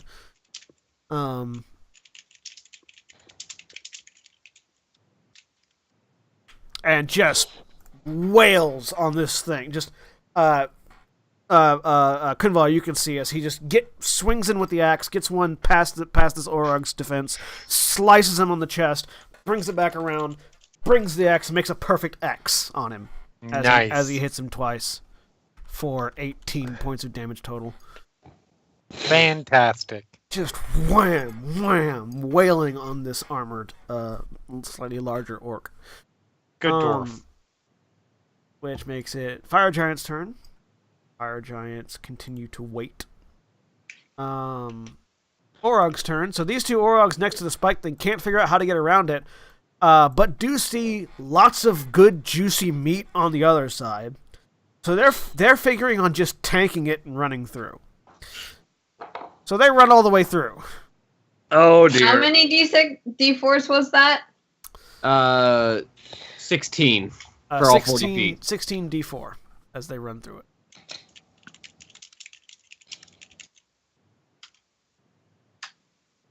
$38 damage. One of them falls dead in the middle of it. The other one makes it through.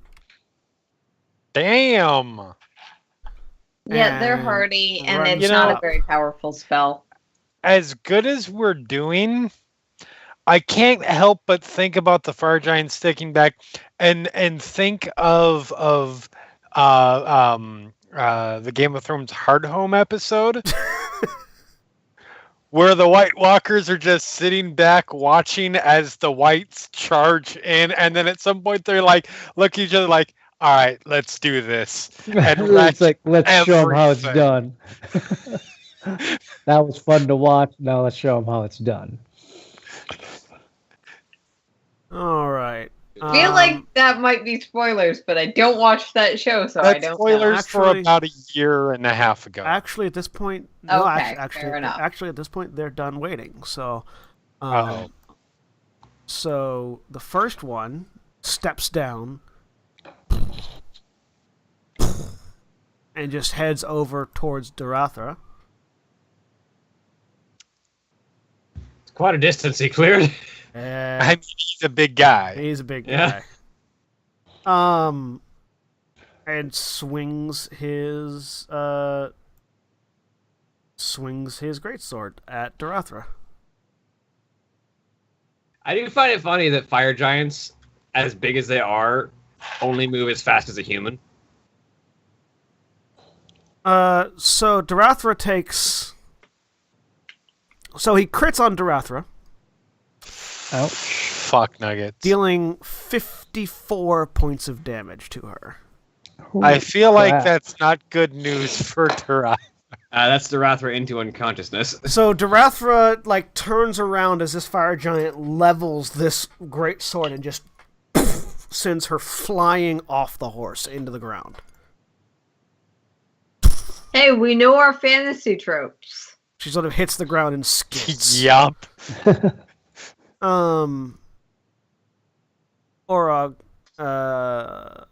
Orog's date that one attacks.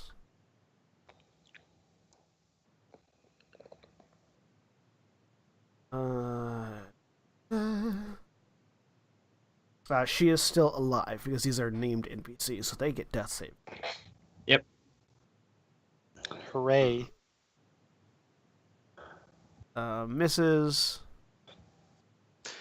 And misses. And does a 23 hit you, Firen? Hit me specifically? Yep. Yes. You take 13 points of slashing damage from the Orog you're engaging.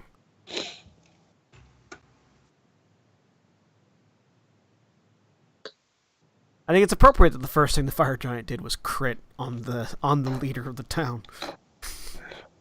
Yeah. Making a statement. Yeah, that's what that is called, yes. Alright. That makes it the Axebeak's turn. This Axebeak, again, it's done. So its rider's gone, so it fucks off.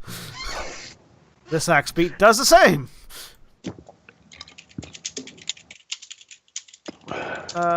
Orcs. Orc tries to hit Othavir.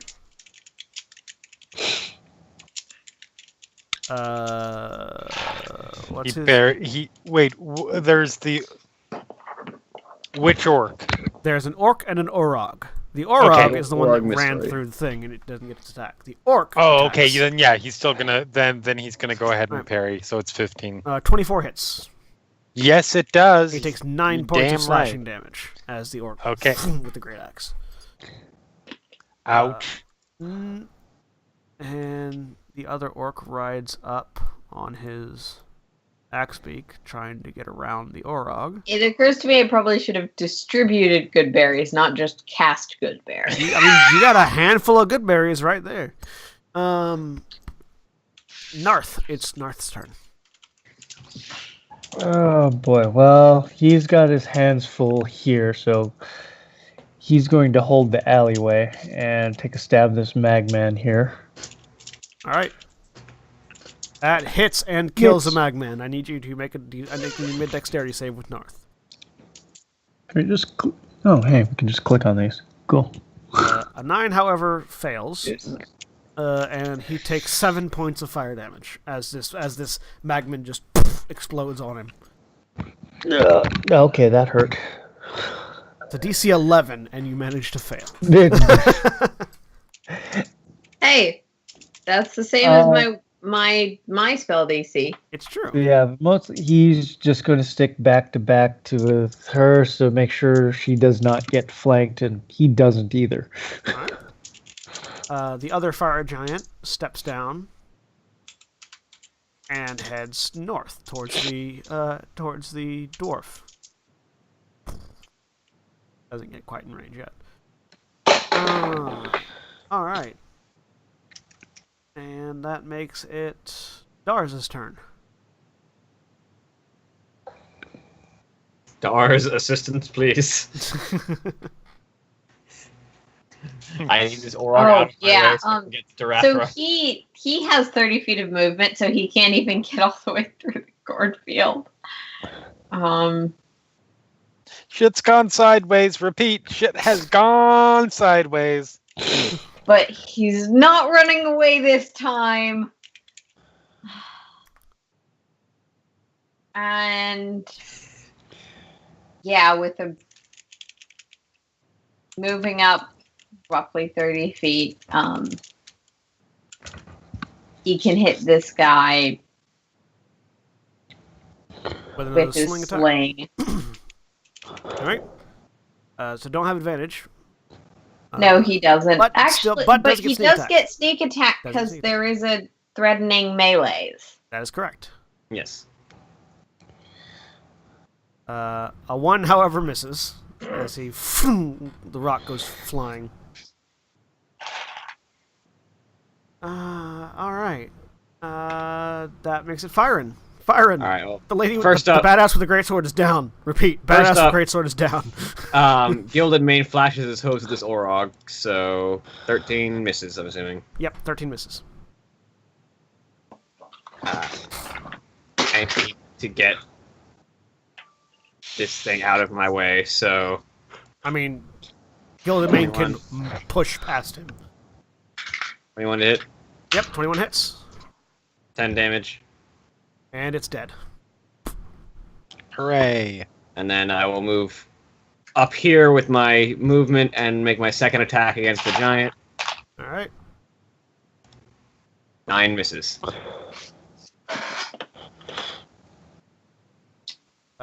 Yes, a 9 misses the giant. You ride up to the giant, swing, and it just ting off the armor of the giant. I don't think I have any healing spells as a bonus action, unfortunately. Nope. Which takes us up to Kinvalar. Oh, there am I. All right. Of course not.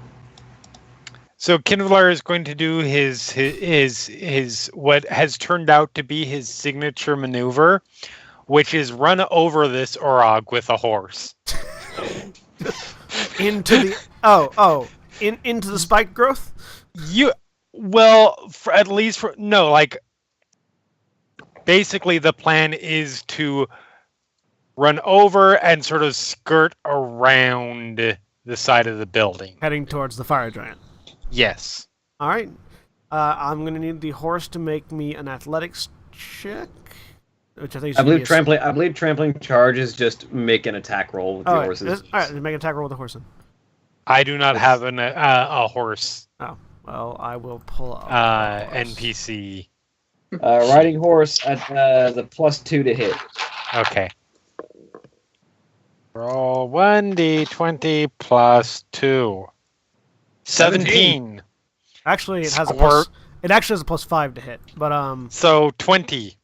Yep, that hits. Oh, is that one actually a war horse? No, riding horse have a +5 to hit with your hooves. Ba-da-dum, ba-da-dum, You ba-da-dum. kill that Orog as you run.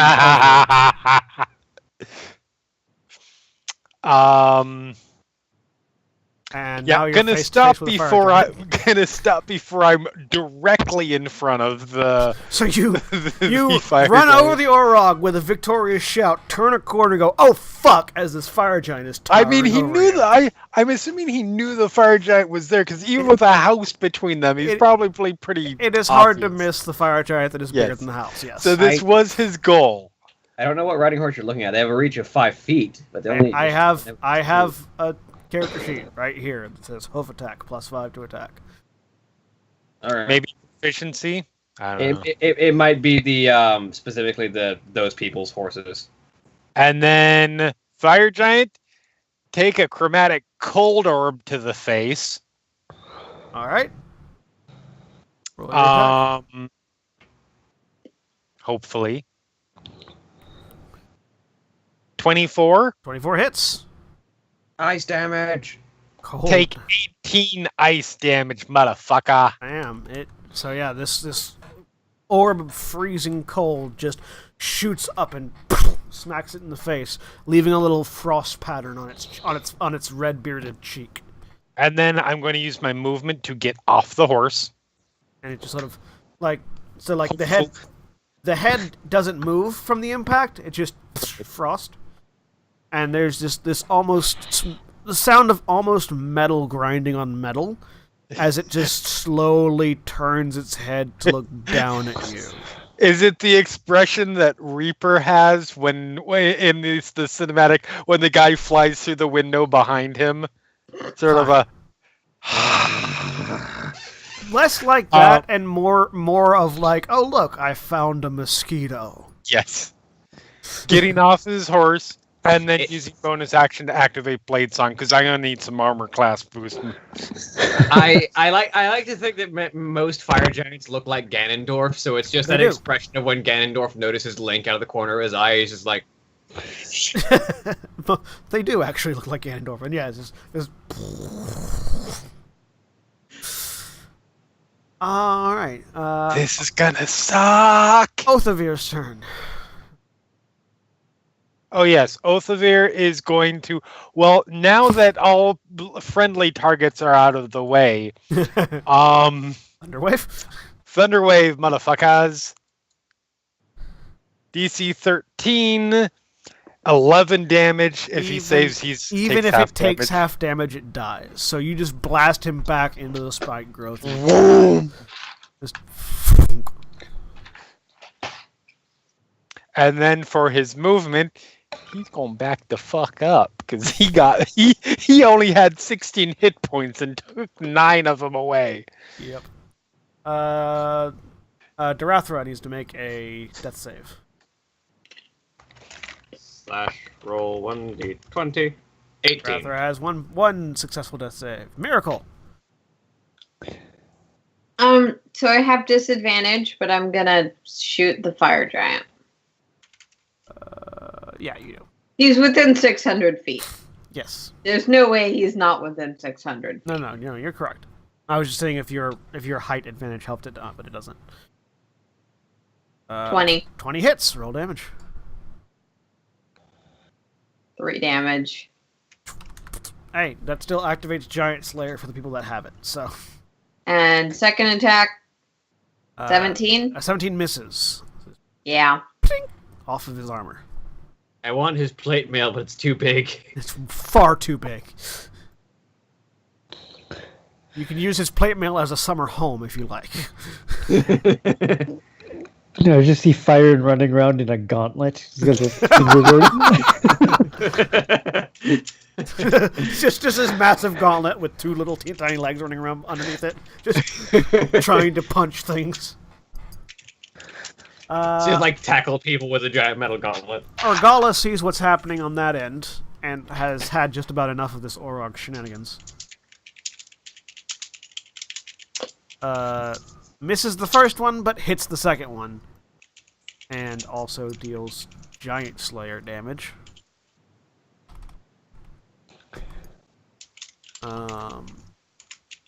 7 minus 4. Orog's still up. Argala is just wailing on it right now. Farbolt. You have seen a couple of axe beaks run off when their riders get taken down. So yeah, so I'm going to take a short bow shot at the rider here. you want a cunning action hide first?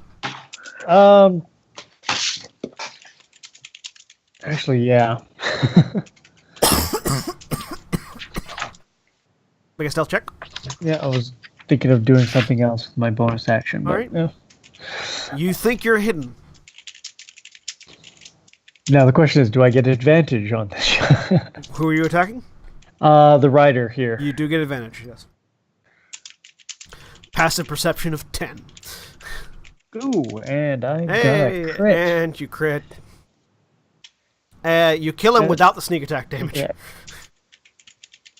So, you just lean over, right in the neck. The orc falls off. All the orcs are dead. And yes, since I'm going to move up. Well, I'm going to be moving up here towards the house, but it's a little crowded. All right. And that makes it Magmin's turn. This one comes in, tries to swipe at him. These 3 continue down this way, but can't get into the action yet. One Magmin attack. Misses with a 10. They cannot hit anything. Gelrin's turn. Gelrin sees a giant nearby and is very happy about that fact. But first he's got to get through this Orog. He gets through this Orog. On the first hit.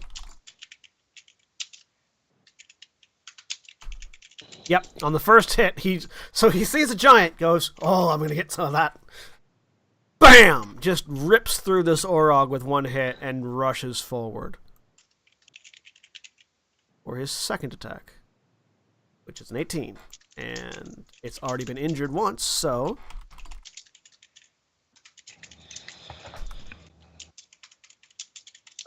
dealing 14 more damage to the fire giant. As this dwarven blacksmith just leaps into the air and digs his axe into the knee and shin bone of this fire giant. Which makes it the other fire giant's turn, the one that Firen attacked. It just sort of looks down at Firen, swings its sword. But a 13 misses you, doesn't it? Yes, it does. So you duck underneath the first one, and it rears back and brings it down for a second attack, but a natural 1 also misses you. And it just buries the sword in the ground next to you. Again, Link fighting Ganondorf. Alright. Riderless Axebeaks go running. Axebeak with a rider attacks Gelrin. and misses.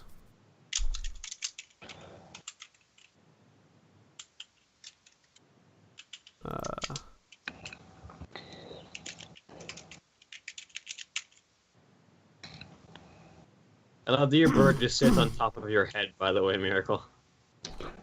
Yep. Presumably eating some of your hair. No, probably just the horns. Just sits on the horns. The hair is bad for birds. I would probably stop him from eating the hair. What, since they're sharpening its beak on your horn? Yep. Yeah. Narth. It's Narth's turn. Not the only scratches and cracks that are on those horns. Did you reduce Narth's health when he took a hit? He's at 11 hit points. It didn't let me change it. Oh. Hmm. If you click on the token and then it'll pop up Yeah. some bubbles, you can hit on the green Okay. one. The green one. I just changed it for you. Yeah, the green one is his health. All right, so Thanks. Narth's turn. North is going to try to take another stab at this guy. Other Magman. All right. Yep. A 5 misses, however. 5 misses. He Swings wildly. swings wildly. He is going to stand his ground. All right. The other fire giant has a choice between the wizard or the dwarf. Yes, he does. Racial hatred sends him towards the dwarf, though. Because elves are annoying, dwarves are worse. I like how there's, in most D&D settings, there's this mutual hatred that is just kind of divided across the height gradient.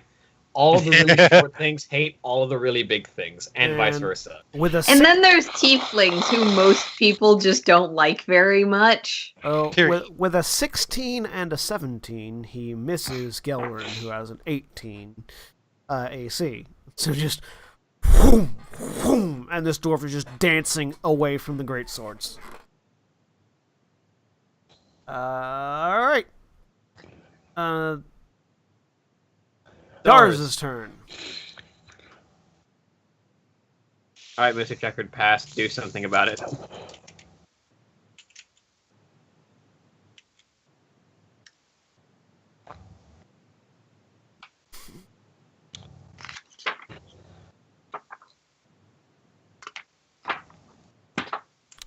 Aaron, it's Darz's turn. Oh, right. Sorry. It's okay.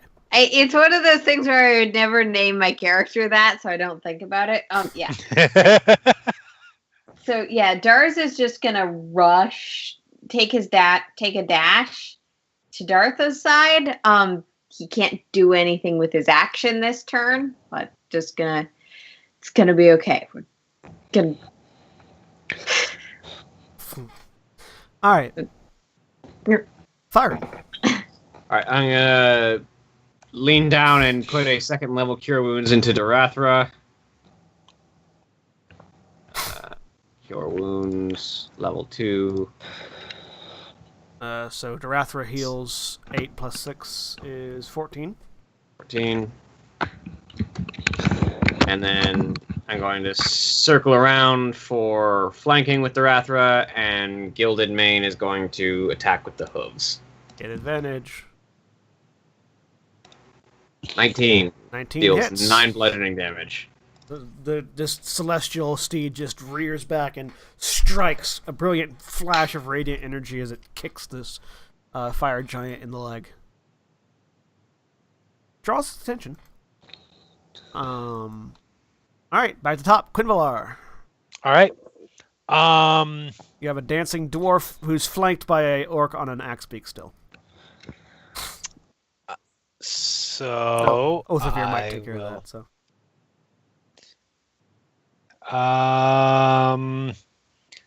Let's see, spells that might be useful. I'm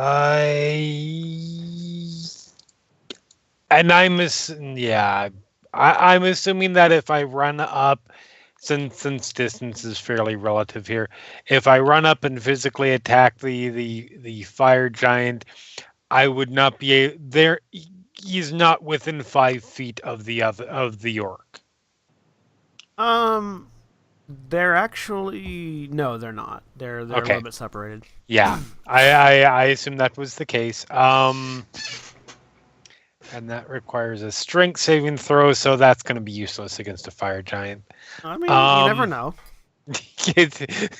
This is us. It's going to Just be be useless careful you against a don't fire run through the giant. thorn bush. I mean, I'm sure you know where it is, but Yeah. So he is going to. Yeah, that's sort of his best chance. He is going to position himself. It doesn't matter. He's going to stay just outside of melee range, and Mel's acid arrow this big fucker here. All right.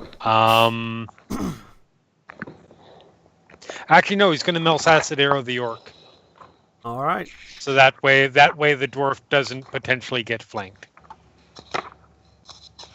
And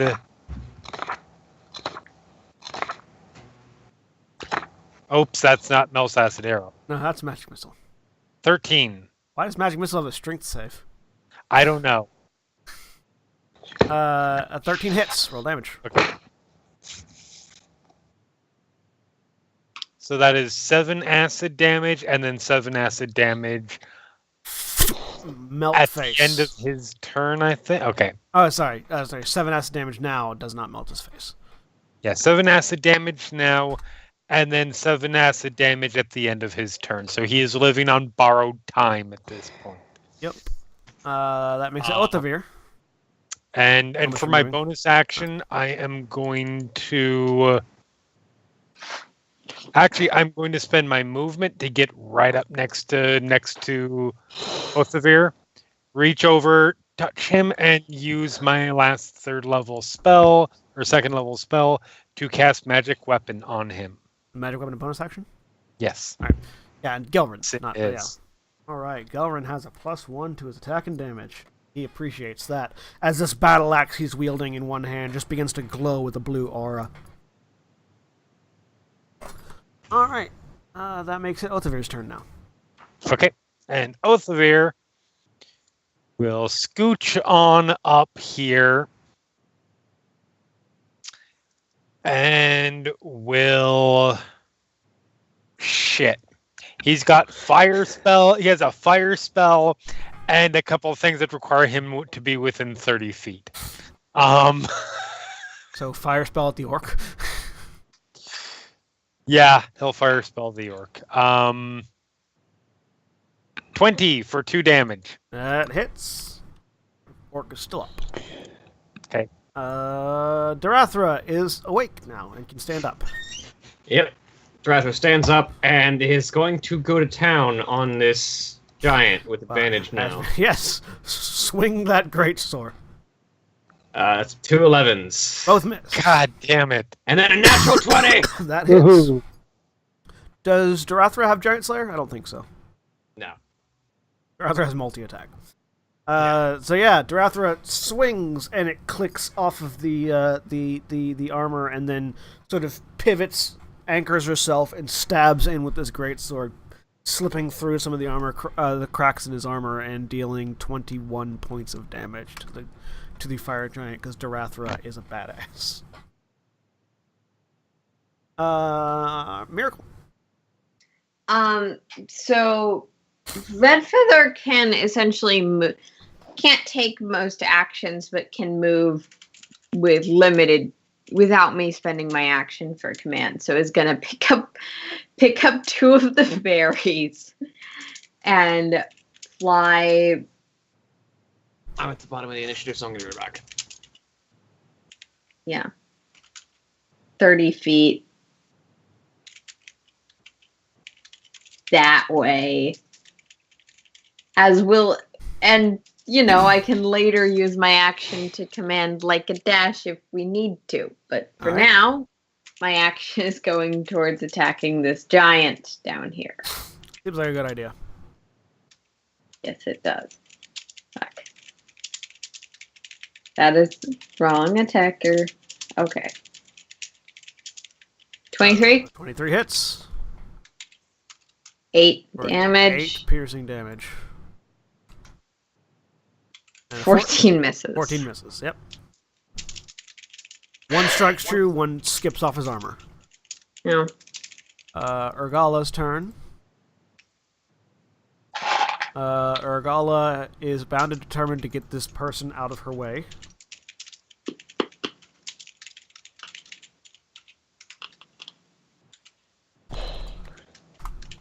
And with 12 on the first strike. And a miss on the second one. She does not succeed currently. The Orog is still there. Farbolt. Okay. First, I'm gonna move over here and just kind of yell out, "Shut your eyes!" and color spray right up a 15-foot cone. I should miss. Yeah, you can miss from Urgala. there. You can miss Urgala and hit the Orog and the 3 Magman. So 43. So 43. 43 minus 9, minus 9, minus 9, minus 9. I believe covers all 4 of them. 9 times 4 is less than 43. So yeah, you and all 4 of these guys just and hold their faces. Unless Magmen are immune to it, but no, they're not. They are not. No. If they can see. And then I'm going to duck back here and hide. Bonus action. Stealth check. 22 stealth. You are pretty certain you're hidden from everybody. That makes it Magman's turn. They are blinded, and so they try to move forward and make attacks with disadvantage. Cue Benny Hill sound or music. I mean, they already suck at hitting things, but 6s, 1s, 11s, and 15s are going to miss everybody, so...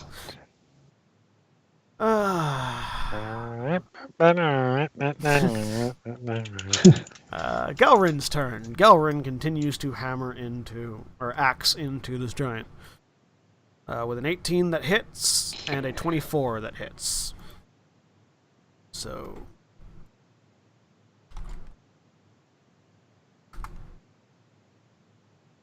dealing 20 damage on the first hit and 15 damage on the second one. He is just tearing up this dude's shin armor.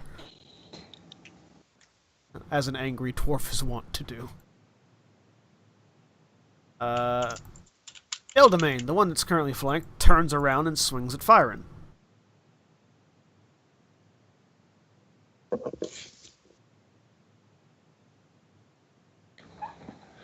All the axe beaks. No. Almost all of them. Fire giant. Fyron, does a 30 hit you? Me or the horse? You. Yes, it hits me. I mean, I feel like the answer is yes either way, I hope. That's I mean, if it's the horse, I can impose disadvantage. a 30 is what it got on a 19, by the way. You take 23 points of slashing damage. Still standing. Second attack. A 13 misses you, though. Wha-bam! You get hit with this great sword and almost fly. Actually, I need you to make an athletics check to hold on to the horse. Unless you can't be knocked off. So, just so I understand it, it got 1 off from a 20 and then 1 off from a 1. Yes. It rolled a 20, it rolled a 19, and then a 2. Even in the fucking morning on Sunday, I can do math. Typically speaking, you make an athletics check if the horse is moved without your consent, without the horse's consent. But no, I am not unable to be knocked off. All right, so make an athletics check. See if you can hold on. 11. You're able to hold on. Might as well use a 10 to not fall because you're saddled. All right. I am loath for extra rolls because this game does not like rolling dice. You No, managed to- no, you it managed to does keep it. not. You managed to keep it though, and you're hurting. That hurt. Yeah, I'm at 8. Fire giants. And axe beaks. So an axe beak tries to attack Gelrin. Fortunately, the hill is there, so it can't actually flank Gelrin just yet. Oh, sorry, that was Gelrin, not the axe beak. Gelrin attacks in response. No. Misses. And the orc's turn. The orc attacks, misses, and Make then it a good one. dies Yeah. as the acid just burns away its flesh. North. No, he is determined to make this thing go down.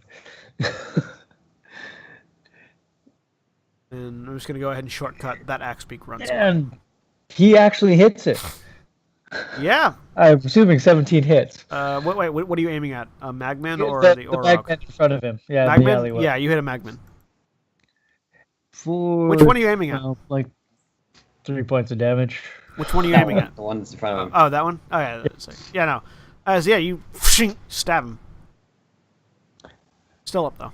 Still up. Okay. The other one is curious as to how it's getting beaten by a dwarf and a wizard.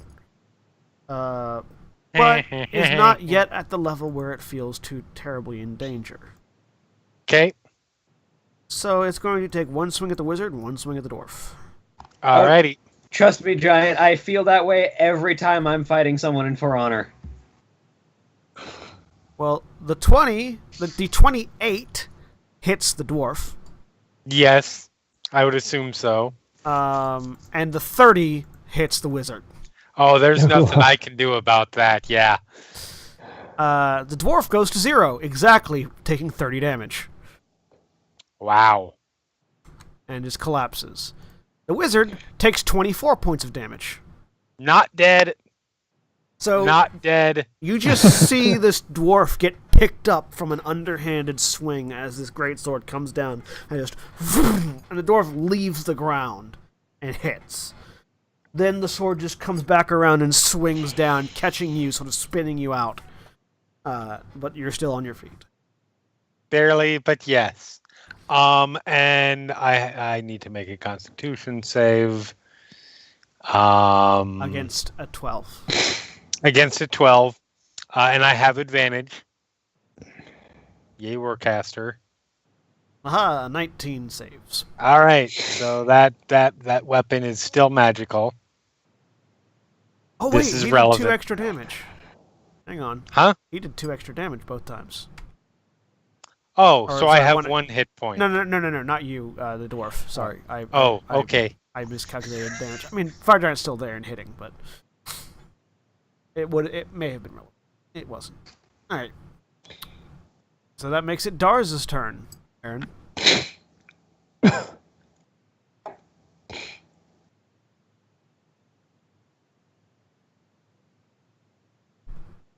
You're muted.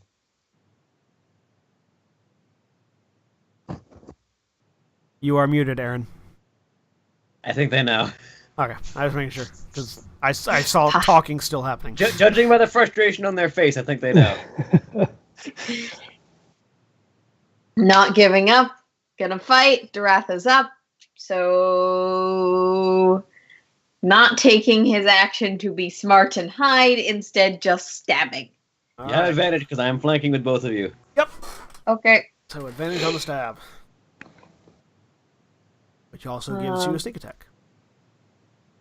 But a 10 either way misses. misses. Yep. Tink. The short sword just can't find purchase on the Fire Giant's armor. Yeah. Firing. All right. We're gonna do this the smart way. I'm gonna take 2 attacks. I'm gonna hit one of them. No, you're not. You're gonna miss both. Really? Oh, never mind. AC. Damn, all right, Yeah, he's wearing plate 17 mail. misses this Right. thing. He's wearing plate mail. Yep. And then I'm going to cast Sanctuary on myself. That's a good call. Except for the fact that the NPCs that are his other options are weaker than you. Alright. Well, that makes it Quinvalar's turn. All right. Well, shit. This went from good to bad very quickly. It went from good to bad very, very quickly.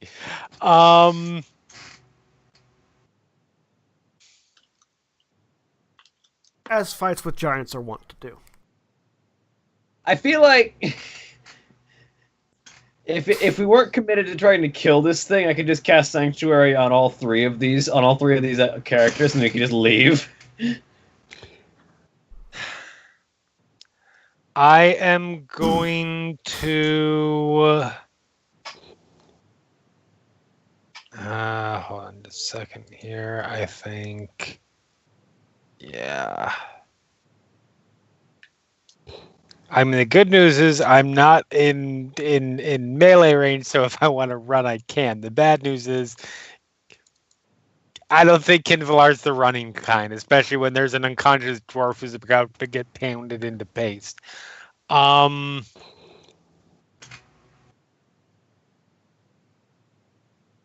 Would it take an action to drag the unconscious? Well, he's in melee range, so that will just give him an opportunity attack.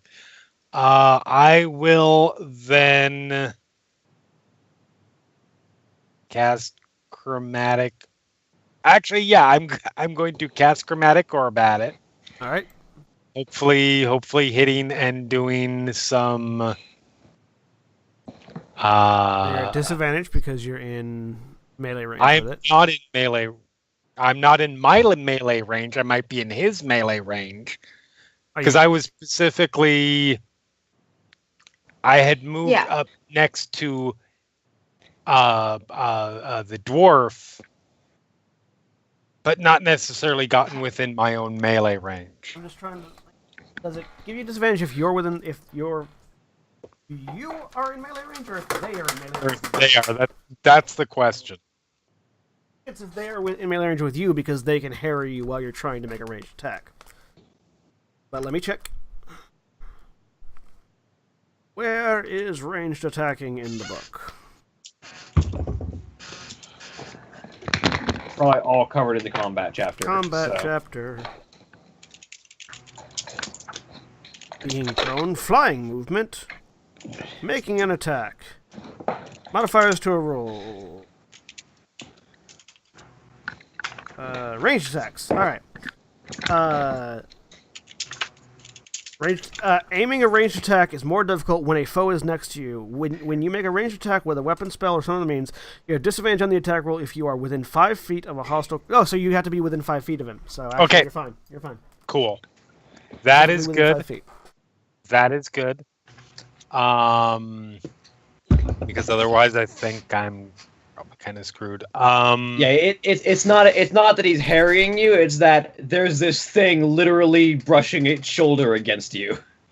So take 9 cold damage if a 22 hits. Pulling back a bow when someone's right next to you is a little hard. Okay.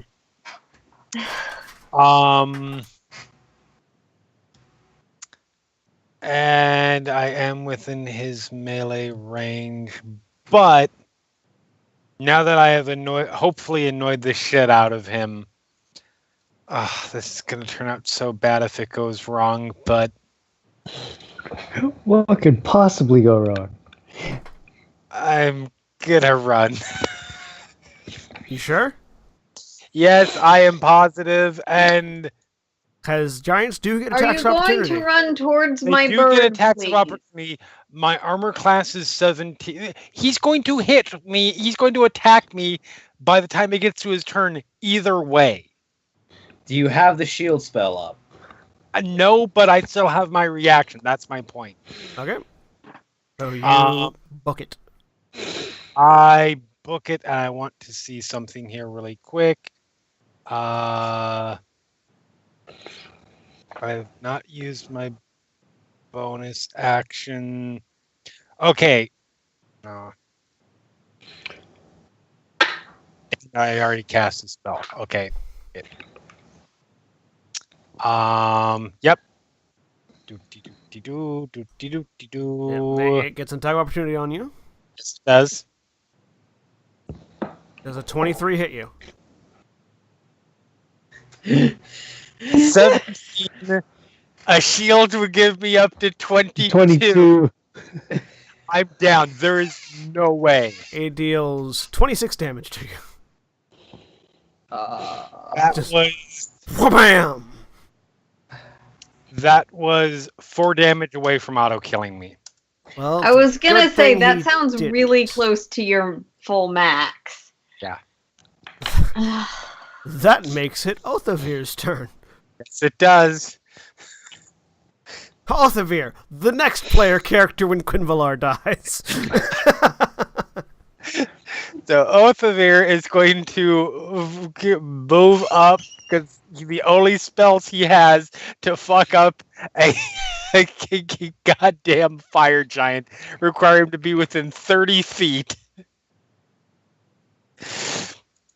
And he's going to cast Witch Bolt.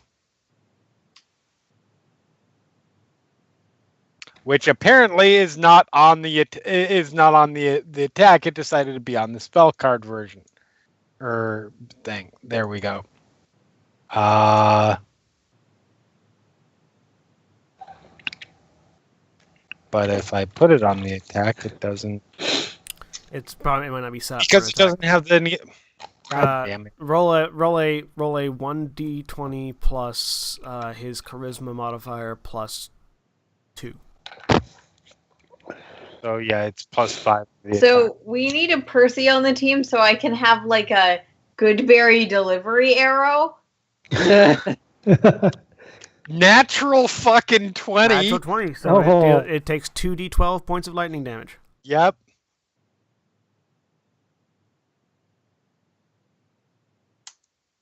$13 lightning damage.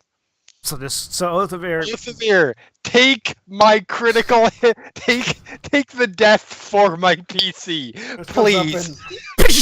just witch bolts him. Makes it Doratha's turn. Darathra's like, okay, this giant has pissed me the fuck off. So 2 attacks with advantage. 17. 17 misses. Barely misses.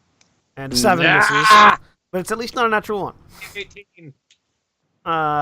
So yeah, ting ting, just glancing off. Miracle. I'm gonna tell Red Feather to dash, and Red Feather's gonna go 60 feet, which gets him about here. All right. Help is on the way, guys! Sort of, kind of, not really. It really depends on how smart Orthier is. All right. And is that the end of your turn, or are you doing more? That's all I can do. All right. Urgala puts down this Orog. Or not. No, she doesn't. Farbolt. Okay, well, that's going to change. I was hoping she'd take one of these guys down. 2 natural ones. Kill the Orog. I thought I could do a ton of damage to that giant if she could hit this Orog. So that's going to change what I'm going to do. So I'm going to try to kill the Orog. That So- seems like a good idea. Oh, Pop wait, no, out she has here. advantage. She has advantage. That's not 2 attacks. That's 1 because he's blinded. Think. Yeah, it's one attack. Both of those were still ones. Boom. Haha. And She got multi-attack, doesn't she she? got multi attack. Yeah. So a 20 hits and kills it. She's still surrounded by magmen, but she's in a better place now. All right. Sorry, Farwell. Now it's your turn because I forgot that he was blinded. As are all of them.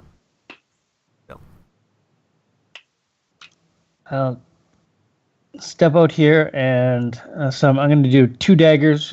First one is going to be at the guy at the bottom end here. All right. He's blinded, so he's blinded until the end of your turn, so you still have advantage. 25 hits. Roll damage. And you do get a sneak attack on that if you want. Attack. He explodes. And then just a second dagger up to the top guy up Argala here. fails her dexterity save and takes 7 points. That also hits with a critical hit. I don't get sneak attack, but whole 2 points again. Jesus You roll Christ. minimum on the crit. Way to go, Firebolt. I was hoping for a little bit better on that. Would have been nice if you had killed 2 of them in one turn. That's what I was hoping for. Magman's. So now they're not blind anymore. Magman, one heads towards Firebolt, provoking attack of opportunity from old Argala, who just crushes its face, and so it dies. It dies as it was stepping away, but she's still gonna have to make a dex save. She's fine. The other one steps up towards Argala and tries to hit her. Missing, and then the other one tries to hit Narth. And misses. Alright. Good to know they're as useless as ever. Gowron makes a death save.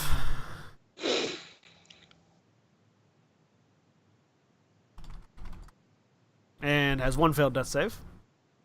Ildamain makes a wisdom save against Byron. What's the DC?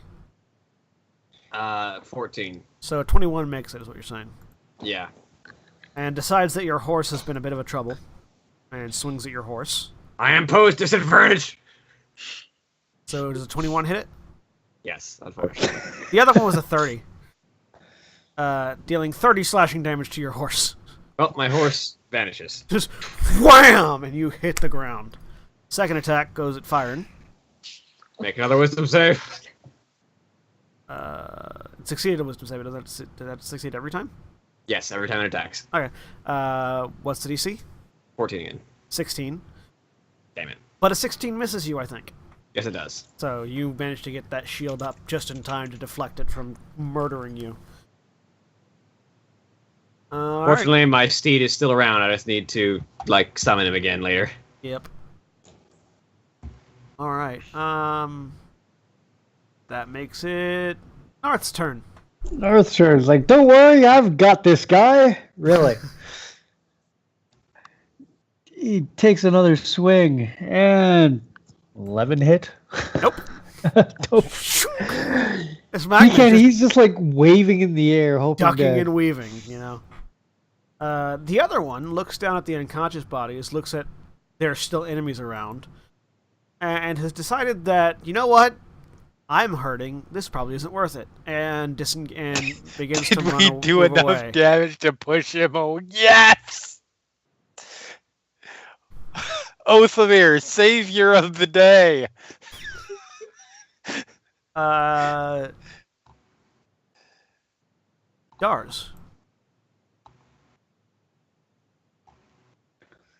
Dars is not running away. Still Dars hasn't taken any damage either.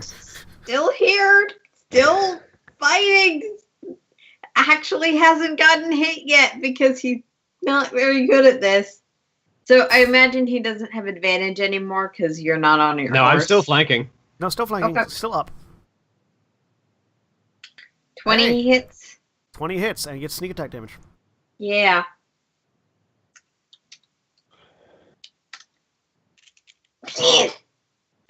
Alright.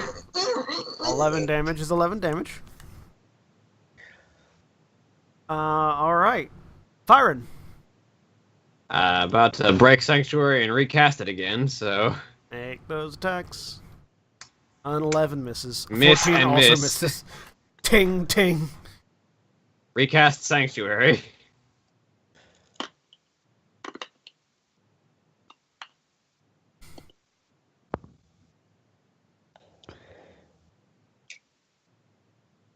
Alright.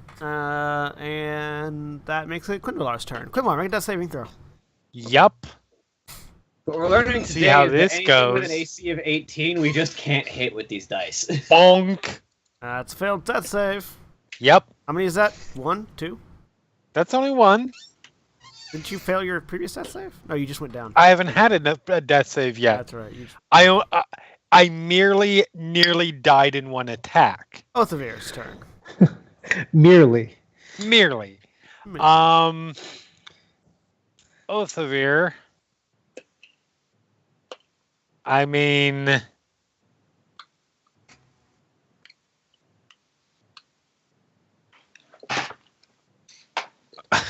I don't know what he can. He probably just stands there and guards the fallen. So Actually, he can make a first aid check yes, to try he to can stabilize. make Yes, a that's true. DC-10 medicine check to stabilize one of you.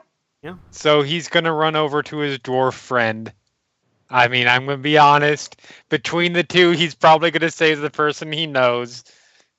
And that is a wisdom or an intelligence because he does Medicine. not have medicine. Wisdom is medicine. Okay. Okay. Wisdom. Make a wisdom check, and he stabilizes. Hey, look, he stabilized the dwarf, Dwarf has been stabilized. and then he stabs the stupid elf. No, I'm kidding. But one action to stabilize the dwarf. Darathra's turn. This giant wears too much armor. It needs to wear less armor by being dead. Hit! A 19 hits, dealing 7 damage. And 23 8 more hits, dealing damage. 8 damage. There were ones in those damage rolls, and there should not have been. Alright. Unfortunately, it doesn't look like the Rothra has the two-hander fighting style. Darathra's not. Miracle. Red Feather's just gonna continue moving over there. Can get about to there. Carrying little berries. Is that it? That's all I can do. No, that's Rangers are stupid. That's fine. Alright. Argala's turn. Argala Yeah, this is is going to leave the... I mean, Argala actually can't. I don't know if Argala can get... No, can't. So, Argala makes an attack on the Magman. Just annihilates him. Dart's going, don't worry, Make the I've got dex this. save. Whiff. Fails the death save, takes 7 more damage, doesn't care because she's a badass. And heads that way. Firebolt. You can help North with that Magman. Yeah, I think that's gonna happen here. Leave this to the adventurers, please. Move up to here. Chuck, well, start off with one dagger first. Alright, you were stealthed, so you do get advantage. 15 hits, roll damage. You do get sneak attack damage if you like. And that is... see if you need it first, because you might not. Alright. That kills it. Like Yep. I need North to make a dex save. He manages to avoid the exploding Magman. And then I am going to use my cunning action to dash this way. Right next to Orgala, basically. Yeah. So we're going to head over to this side. Alright. That makes it Gelrin's turn. Gelrin is stabilized, but he's unconscious. That makes it Ildamain's turn. So the fire giant fighting fire and fighting 30 people at once sort of looks around and notices that their enemies are all dead, and that the other fire giant is leaving, And the rest of the adventurers are beginning to close on him. and determines that, you know what, better to leave a little earlier than expected, and stomps away, provoking attacks opportunity from Opportunity Dars. attack? Yep, from Dars, Darathra, and Pyron. So Darathra Darathra hits 21. hits for Nope. 11. Dars Nice. misses. With natural 20. Natural 20. Get that hit in. Another 11 damage. 11 more points of damage. It continues to move on past. I'm actually going to expend my other second level spell slot for a second level Divine Smite. Go ahead. For 6 more divine damage. It's not a fiend, so it doesn't get the bane damage, but It also gets the 8 more divine damage, correct? yes, sorry, 6 and 8. So that's 14 Oh, yeah, so more. it's now assured in its decision to leave. It dashes the rest of the way. All right. And this is a 30-foot hill that it just stepped up, by the way. Yeah. I mean, it's over 30 feet tall, so. Yeah, it's not a problem. All right. And with the fire giants definitively in retreat, unless Miracle wants to make one last pot shot. They're about 18 feet. That's not gonna actually do anything. He's got his attention on the hawk. Okay. As the fire giants make their retreat, Red Feather drops down and deposits a good berry in Kinvalar's mouth. Yay! I live. Kinvalar, Or I choke to death on a good berry because I can't swallow when I'm unconscious. Because a That'd be bird awfully can't ironic. actually feed you something. you Both feel of you is there. You feel the warm juices of a good berry filling your body with sustenance and life as you open your eyes to see retreating fire giants. And at that point is where we will call today's adventure to a close. So, thank you all very much for joining us as we fight off giants in a very ragtag tower defensey way. Today, we have been Final Show Films. We produce a wide variety of content every day of the week. You can check us out on our website at finalshowfilms.com. Just check us out on our Patreon page at patreon.com/fsfilms. Not just support financially, you can do so there. Thank you to all of our patrons, especially our $25 tier supporters, Chris Comfort, Antitonic, and Cat Waterflame, without whom we wouldn't be able to do quite as much as we do already. Want to thank anybody watching on Twitch for following. Remember, we are Twitch affiliates, which means that you can subscribe to us. If you have an Amazon Prime subscription, you get one for free. So you can feel free to throw it that way, or to whomever, just as long as you use it, because it's a free way to support somebody whose content you enjoy, and we always encourage you to use it, even if it's not with us. Remember, if we get up to 500 followers, we're somewhere between 200 and 300 followers right now. If we get to 500 followers on Twitch, we do become Twitch partners, which means that we'll get a bare chunk of change from our subscriptions and bits that you guys give us. So feel free to spread the word. Let folks know if you like us. Also, Jeremy, if I wanted to hear a professionally written review about the Marvel's new Defenders TV series, where would I go for that? I mean, you could go to Deadline or Variety or places like that. But no, I'll go there then. The place you would definitely want to go would be 411mania.com, we are a pop culture site that covers everything that you could be interested in that spectrum, whether it's movies and TV. Like you said, we have a review of Defenders up. If you want to know how the new films at the box office did this weekend, that will be up very shortly on the site. Or if it's music, video games, mixed martial arts, anything regarding Conor McGregor and Floyd Mayweather, we've got all that. Wrestling, all of the news, and there's plenty of it coming in ahead of SummerSlam, as well as live coverage of that. Everything that came out of NXT TakeOver last night. We've got all of that stuff covered just as soon as the information is available, and Final Show Film stuff as well. It's 411mania.com. Yep, we appreciate them for putting our stuff out there. We appreciate you guys for listening and watching, and we'll see you all next time. Say goodbye, everybody. Bye. Goodbye. Adios. Goodbye.